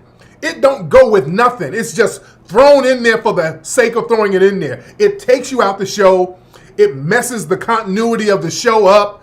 It's unnecessary. Like, damn. I hate when they do that, man. Cut that out. Yeah, with the Tommy show. Okay, I didn't watch the new episode of the Tommy show, but Power Force. I got it. That's coming. And they got that new thing with the new Fresh Prince of Bel-Air, where they got a revamped cast, where I think it's a more serious tone. When does that come out? Because I'm pretty sure there's going to be some agenda in that too. That whole new Fresh Prince of Bel-Air, I can almost guarantee there's going to be an agenda in there. I can smell it coming. I can already smell it. I smell an agenda with that new Fresh Prince show, which is, I don't like the fact that they call it the Fresh Prince show because the Fresh Prince of Bel-Air was basically the Will Smith show. You know? So, we're going to see. Let me get another call in here. I ain't going to be on here too long. Hey, what's up? Who's calling? Hello? Hey. Is it, where's the museum, Tariq? What? What's that? Where's the museum? The museum, we're working on getting it, ma'am. Why? Because you're taking a long time. That museum should have been started and you're trying to pull a Umar Johnson? Ma'am, a long time? What, a couple of months? A long ass time. That museum should have been up by now. Ma'am, it don't work. That museum should have been up by now. It don't make no damn sense. People put all their damn money to be spent for you to play around. Gladys Knight, ma'am, you sound country than a mug. Where are you from, ma'am? I'm from Georgia, but it ain't got nothing to do with it. Ma'am, calm down. Put the chitlins down, ma'am. Calm down, ma'am. Let me ask you this. Did you donate to the museum? I donated, that's why I'm mad. Okay. You need to get that museum. Ma'am, Gladys, calm down. Ma'am, how much did you donate to the museum? Ma'am, get that museum up and going. Okay, ma'am, how much did you donate to the museum?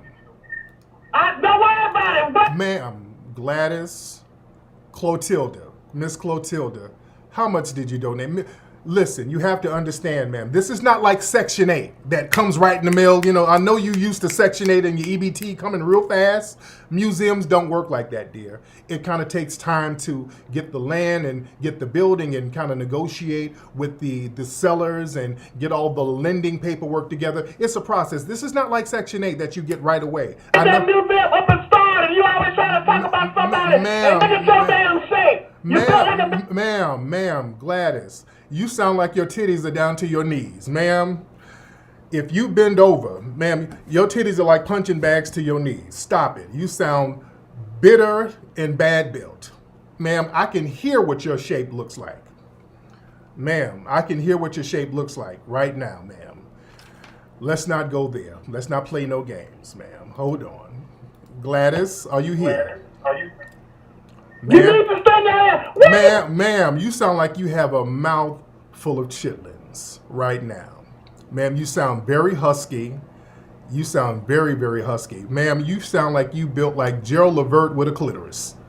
Ma'am, you need to stop. You're very loud and you're very abrasive. Ma'am, calm down. Ma'am, your loud hood rat voice. You sound like an elderly hood rat. You sound like one of these old hood rats that was a hood rat back in the 80s. You sound like one of these brawls who fucked the nigga from the SOS band, had a baby, got on Section 8, and here you are. Ma'am, can you please calm down? Are you okay? I need you to let me know when that museum is coming. It's coming when you push the plate away from the table, ma'am. The museum is coming. And ma'am, calm down. We're not going to have a cafeteria in the museum. You sound... Ma'am, we're not going to have a cafeteria in the museum, so there's not going to be food. You sound like you're waiting on food to be there, and there's not going to be food, ma'am. I'm sorry. There's going to be historic artifacts and paintings, but we're not going to really have a cafeteria, so I don't want to disappoint you, ma'am. I tell you what. Ma'am, I'll tell you what. We're going to have the museum next to a Subway sandwich shop, so you can go next door. You can get a Subway sandwich, and you can bring your Subway sandwich to the museum, ma'am. How about that? Can you do that? Can I do what? You can bring your Subway sandwich and your chitlin loaf to the museum when we get it. We're not going to have a cafeteria. You trying to pull your Dr. Omar. I know men like you. Ma'am, no, you don't, ma'am. You don't know, ma'am. You do not know men like me. You're too loud and hood radish to know men like me. A man like me would have put a muzzle on your mouth a long time ago. You know dusty Negroes who sit up there and listen to your loud ghetto mouth, ma'am. Oh, every time you tell a joke on live, you stress that motherfucker. Yeah, ma'am, Gladys, calm down. Ma'am, you sound very, very abrasive. You sound like you had a hysterectomy or something, ma'am. What's wrong? What's really wrong, ma'am? What's wrong, Gladys? What's wrong? I'm mad about this museum. Ma'am. I need you to get this. What? Ma'am, there is not going to be turkey burgers served at the museum. Why are you so angry? I told you we're not going to have food at the museum, ma'am. The museum is coming, ma'am. The museum is coming. It's not like Section 8, Gladys. It's the same one you and your fat ass white peanut will be in. Ma'am, don't talk about my wife, ma'am. My wife is beautiful and you know it. My wife is pregnant and you just look pregnant, okay? My wife actually has a baby in her belly and you have gravy in yours. So let's not go there, ma'am. Don't you hate on my beautiful queen, okay? Okay, don't hate on my wife. My wife has a baby and you have the gravy, okay? Are you here? Ma'am, what language are you speaking? I don't speak fluent hood rat, ma'am. Do we have a hood rat translator here? I don't speak hood rat, ma'am. Some of the stuff is being lost on me. I have to look in my, hold on. I think I have a hood rat translator right here. Can you speak? Let me turn my hood rat translator on. Hold on. Okay. This kind of helps me translate hood rat speak. Okay, say what you're saying again, ma'am. Get your G-name out your damn mouth! How can I buy some tater tots for my baby? I don't know, ma'am. Okay, I'm looking at some of the translate. I don't know where you can get tater tots for your baby, ma'am. That's something that you would have to take up with the social worker. Go ahead. You got me fucked up, you bad ass. Oh, how do I put my baby daddy on child support? I don't know, ma'am. That's something that you would have to check with child services with. I don't know. That's something that I'm not really well versed in, but my hood rat translator is really helping me out. Hold on. Go ahead, ma'am. Hold on. Your wife didn't get pregnant from you until you got that money for that museum. How much is a trough of chitlins at the Kroger store? Ma'am, I don't know. I know prices right now are kind of going up because of COVID. But I think you can probably get some good deals at Piggly Wiggly on food if you need food. But anyway, what else, dear? Go ahead. You trying to pull a cross. You trying to pull a Dr. Umar. How much do bundles at Sally's Beauty Supply cost right now? I don't know. I think they got pretty good deals at Sally's Beauty Supply. I forgot what city you said you were from, but I'm pretty sure they got some real good deals with synthetic bundles that you use. But go ahead, dear. Well, you need to do, you know what you gonna do about that bad, good ass shape of yours? Okay. So you got syphilis from your third baby daddy and you want to file a class action suit with some of the other baby mamas. That, I don't know. Maybe you do have a case because I do understand that there's been cases where people have sued folks for venereal diseases and STD transmission. So that's probably a case with you, ma'am. Okay. Go ahead, ma'am. Go ahead. I want to know when this museum is coming out. Real shit. I ain't got time to play. I spent all my money putting out of, you know, like Tariq, I used to support you. Hold on. This is a hard one. Hold on. Wait. So you were sucking off the deacon at church and you're trying to see how you can get some money from his income tax. I don't know, ma'am. If you are out here turning tricks for the deacon at church and you're trying to get some income tax money out of him, I don't know if the Lord would like that, ma'am. That's not something that you should be doing in church. I would advise you not to do that in church, ma'am. Blowing the church deacon because, you know, you don't want a reputation, ma'am. Go ahead. Let me get some more from you, ma'am. Very interesting conversation, ma'am. You're very... Small on the damn bottom. What about the bottom, dear? You look like an upside down cone. What'd you say, ma'am? You big on the top and small on the damn bottom. Ma'am, you're talking about your breast right now, ma'am. You have 33 size D titties with no nipples, ma'am. Your titties look like two asses sitting on your chest. I can hear how horrible you're built right now, ma'am. You sound horrible built. Ma'am, you sound like one of these chicks who got hot comb burns on the back of your neck and a big wide back and a flat ass, and you be twerking for lunch money for your kids. All right, ma'am, what else do you have to say? What'd you say, ma'am?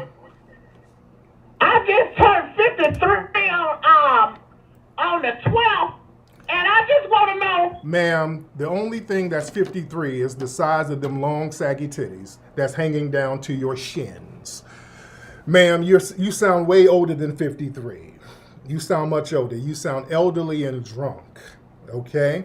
Ma'am, what city are you calling from? What city are you calling from? Yeah, and luckily you was able to get that museum money to restore your hair. Ma'am, will you stop it, Gladys? You're 53 years old with a musty lace front and nappy baby hair.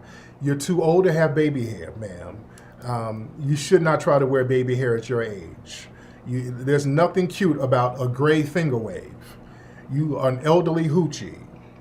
You sound elderly and decrepit. And you sound like you're part of Joe Biden's crack pipe plan.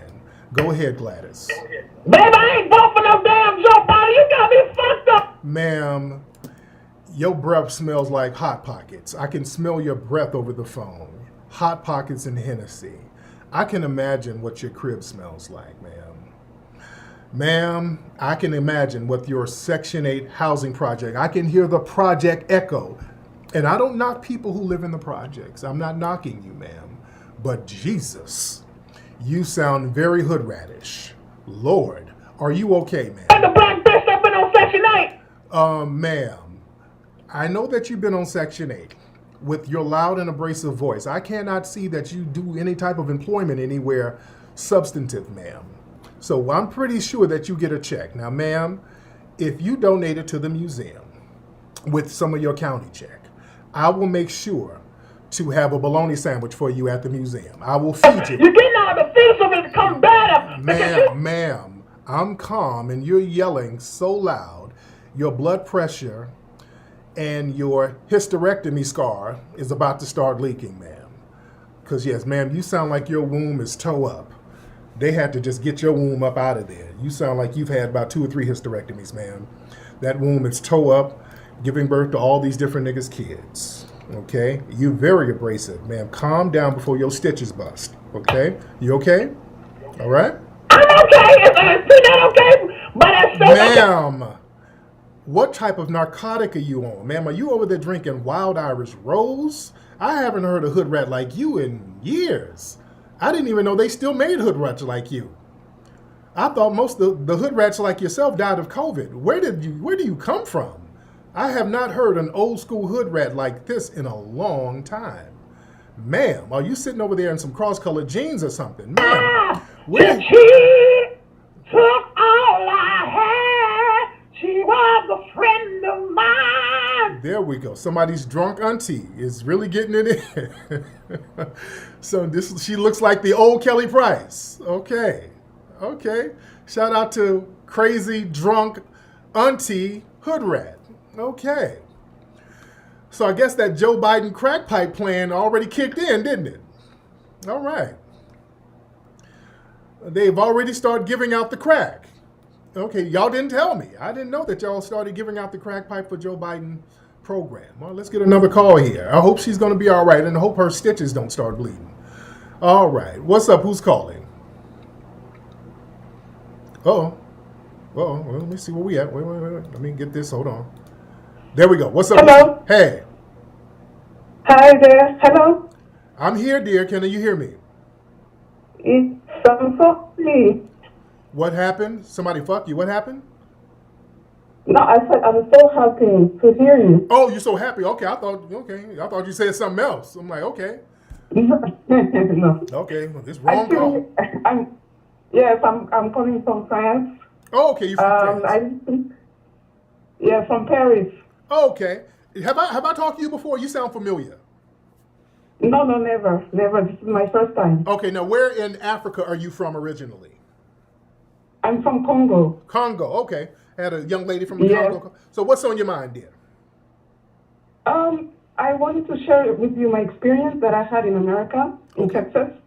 Okay. I went back in 2009, I think, to learn English. I went to a program, and it was very... I understand everything that you say about how Black Africans are really against African American. I mean, foundational. Not all of them. Not all of them, though. I won't say all of them. Not all of them. A lot of them. A lot of them. Yeah, but a lot of It's sad because when I went there, I had another African mate in my class. Okay. And he was telling me about, I have 2 experiences, one with white people and one with an African man.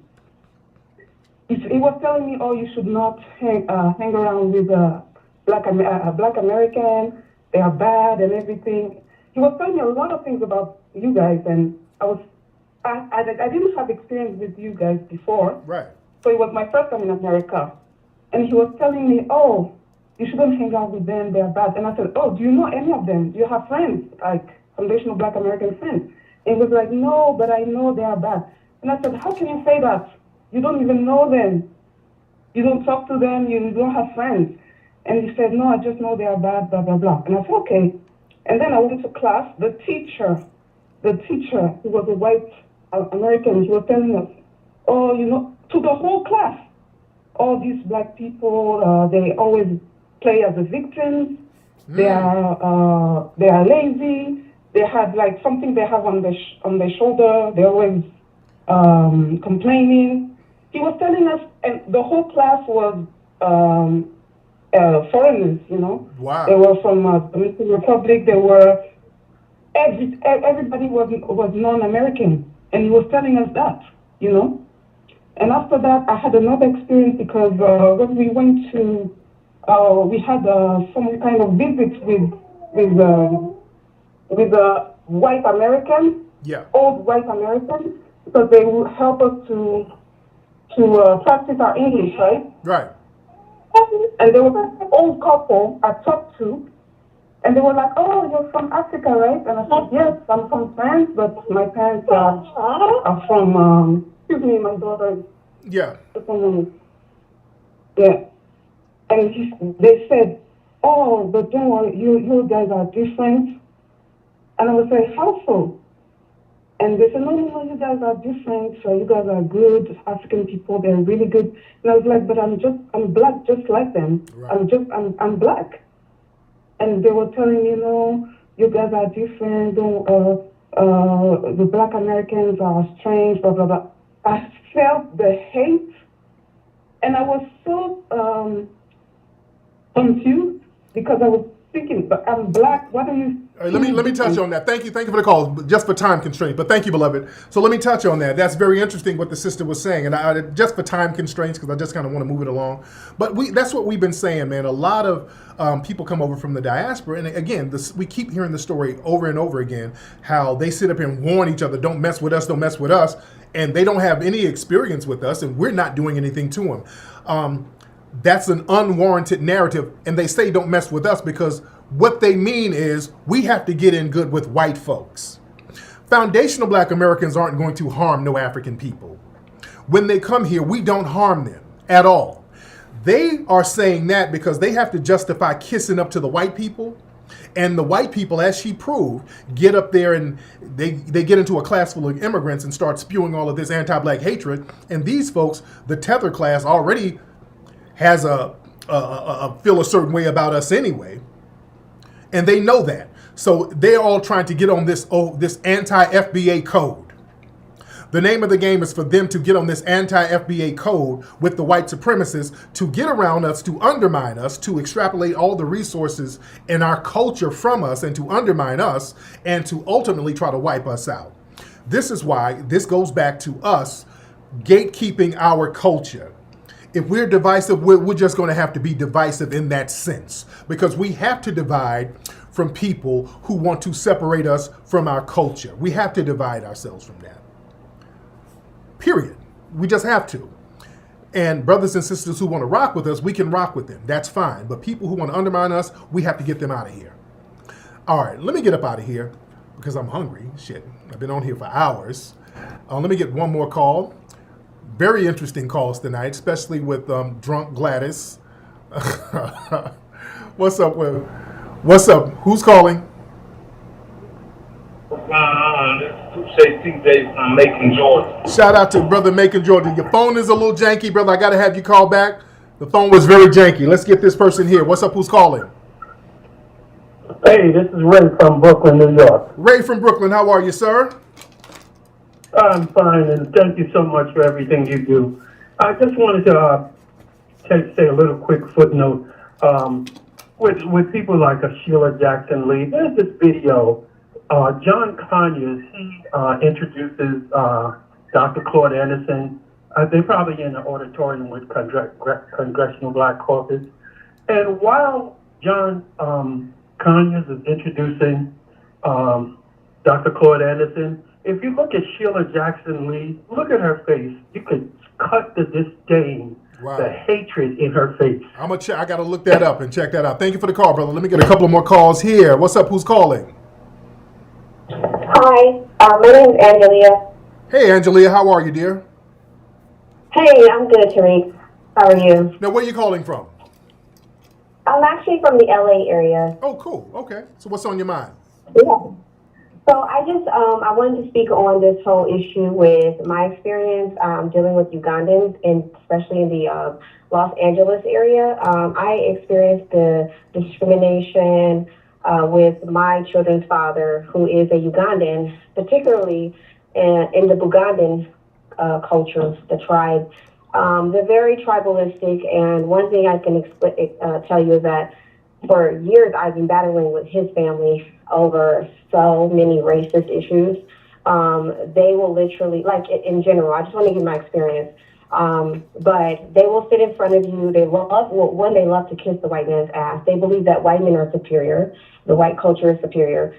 They have spoken that black people are uneducated, that they don't want to get an education. And the father of my children, he will not even speak up against any of that stuff. But they love white people, and I've experienced it. And what is the father of your kids? Yeah. What does he do for a living? He is accounting for a company called Moss Management. Okay. So. Yeah, and so what I've experienced is me dating him. We got engaged in everything, right? And once we had our second kid, that's when the real true culture came out. You know, a lot of isolation. They're very tribalistic.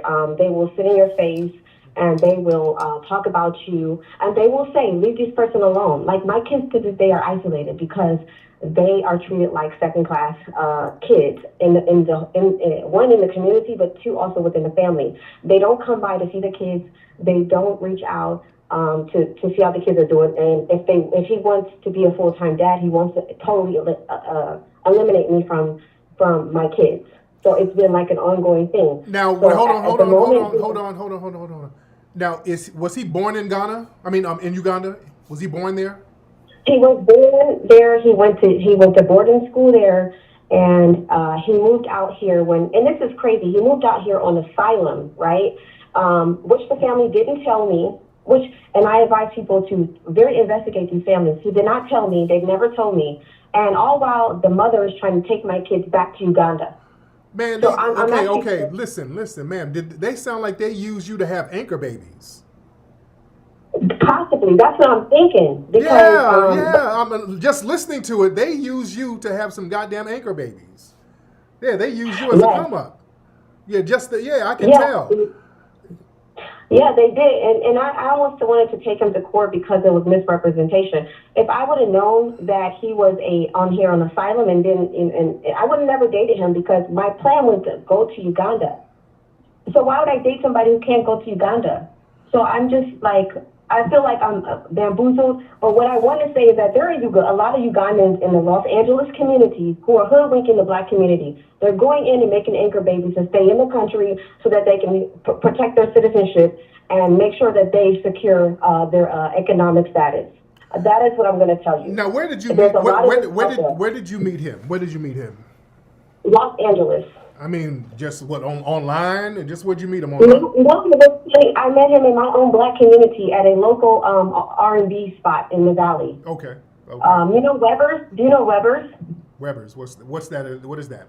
Weber's. It's like an R&B poetry stand-up comedian spot in the Valley. Is that North Hollywood? Reseda. Oh, Reseda. Okay, I don't know about this one. Yeah, I don't know about this one. Yeah, it's in Reseda. Okay. So they always target the black community. They target the black women. They target the black community. They will even go into the hoods of LA or into the impoverished areas and go and solicit the black women, and they will use the black men to help them. But for the most part, they will come in under these fake and fraudulent statuses, and they will go target the black women and get babies from them. They'll do all these things so they can protect themselves because they're being kicked out of their country all the time, or they're running away from their country. Mm-hmm. Yeah, you got finesse, beloved. I've been warning people about that finesse game a long time. Yeah, they finesse you. Yeah, the Nigerians, were finessing, but now I'm sorry to tell you guys that be on the lookout for these Ugandans. Yeah, there you go. Thank you so much, beloved. Yeah, it ain't just no Nigerians. People put it on the Nigerians. A lot of them coming over. Not all. No, I won't say all, but from all over Africa and the Caribbean too. But they come over finessing, man. Sisters especially. They come over there with that Prince Akeem talk. I done told people about that. I've been warning women about that for years. They get on foundational Black American women heavy with that. I have a diamond mine back home. I am a prince back home. I have a mansion back home. They tell you all this fly stuff they got back home. And these cats are fleeing. They done fleed back. They done fleed from their homeland, and they're trying to have anchor babies here so they can get citizenship here. They're trying to pull a finesse so they can start using their kids' social security numbers and all that. I got a kid who's a citizen. All types of stuff is about to be in your kids' names, ma'am. You gonna pull up your kids' damn TransUnion report, and you're gonna see a Maserati. Hold on. Who put a damn Rhino on layaway on my damn baby credit? You're gonna see a Rhino on credit. Your son credit gonna be jacked up. Where all this kente cloth fabric come from? I didn't buy all this kente cloth fabric. Yeah, all that. He's renouncing his throne and all that. Y'all better be careful out here. The finesse is real. Anyway, y'all, let me get out of here. I'll be on here all night chopping it up with y'all, man. I got stuff to do. I got to pack because I'm leaving this week, man. So I'm going to be in Atlanta, man, in a couple of days, man. I will be in Atlanta. All my Atlanta folks hit me up, man. I'm going to be doing interviews out there. If you want to do some interviews out there, want me to chop it up on your radio shows out there, hit me up. I'll be available at nights because I'll be filming in the day out there in Atlanta. So let me know some of the good eating spots out there in Atlanta, my Atlanta people. What's the good new eating spots out there in Atlanta? And what's the weather in Atlanta like right now? Where are my Atlanta people? You know, I need to know what to dress in. What's the weather out like there in Atlanta right now, family? What is the weather out there in Atlanta? Yeah, I'm going to be on my dude Beehive. I'm going to be on his show Wednesday out there. And I ain't going to no damn Lenox Mall.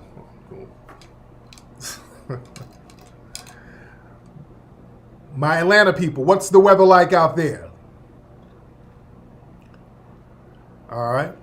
It's cold out. It's cold as hell. Okay. Shit, the 30s? It's that cold? Ah, damn. Okay. Oh, okay. So I need to bring the heavyweight stuff. Okay. All right. So it's kind of cold out there. Okay. So let me get ready for it. All right, man. So anyway, man, much respect to y'all. Thank y'all for tuning in. Hey, go to Amazon. Get the book Foundational Black American Race Baiter. Get it right now, ladies and gentlemen. Get that book. Follow me on Instagram at Tariq Elite. Subscribe to this channel right now. Hit that subscribe button right now. Tariq Elite. Tariq Radio. Hit that button.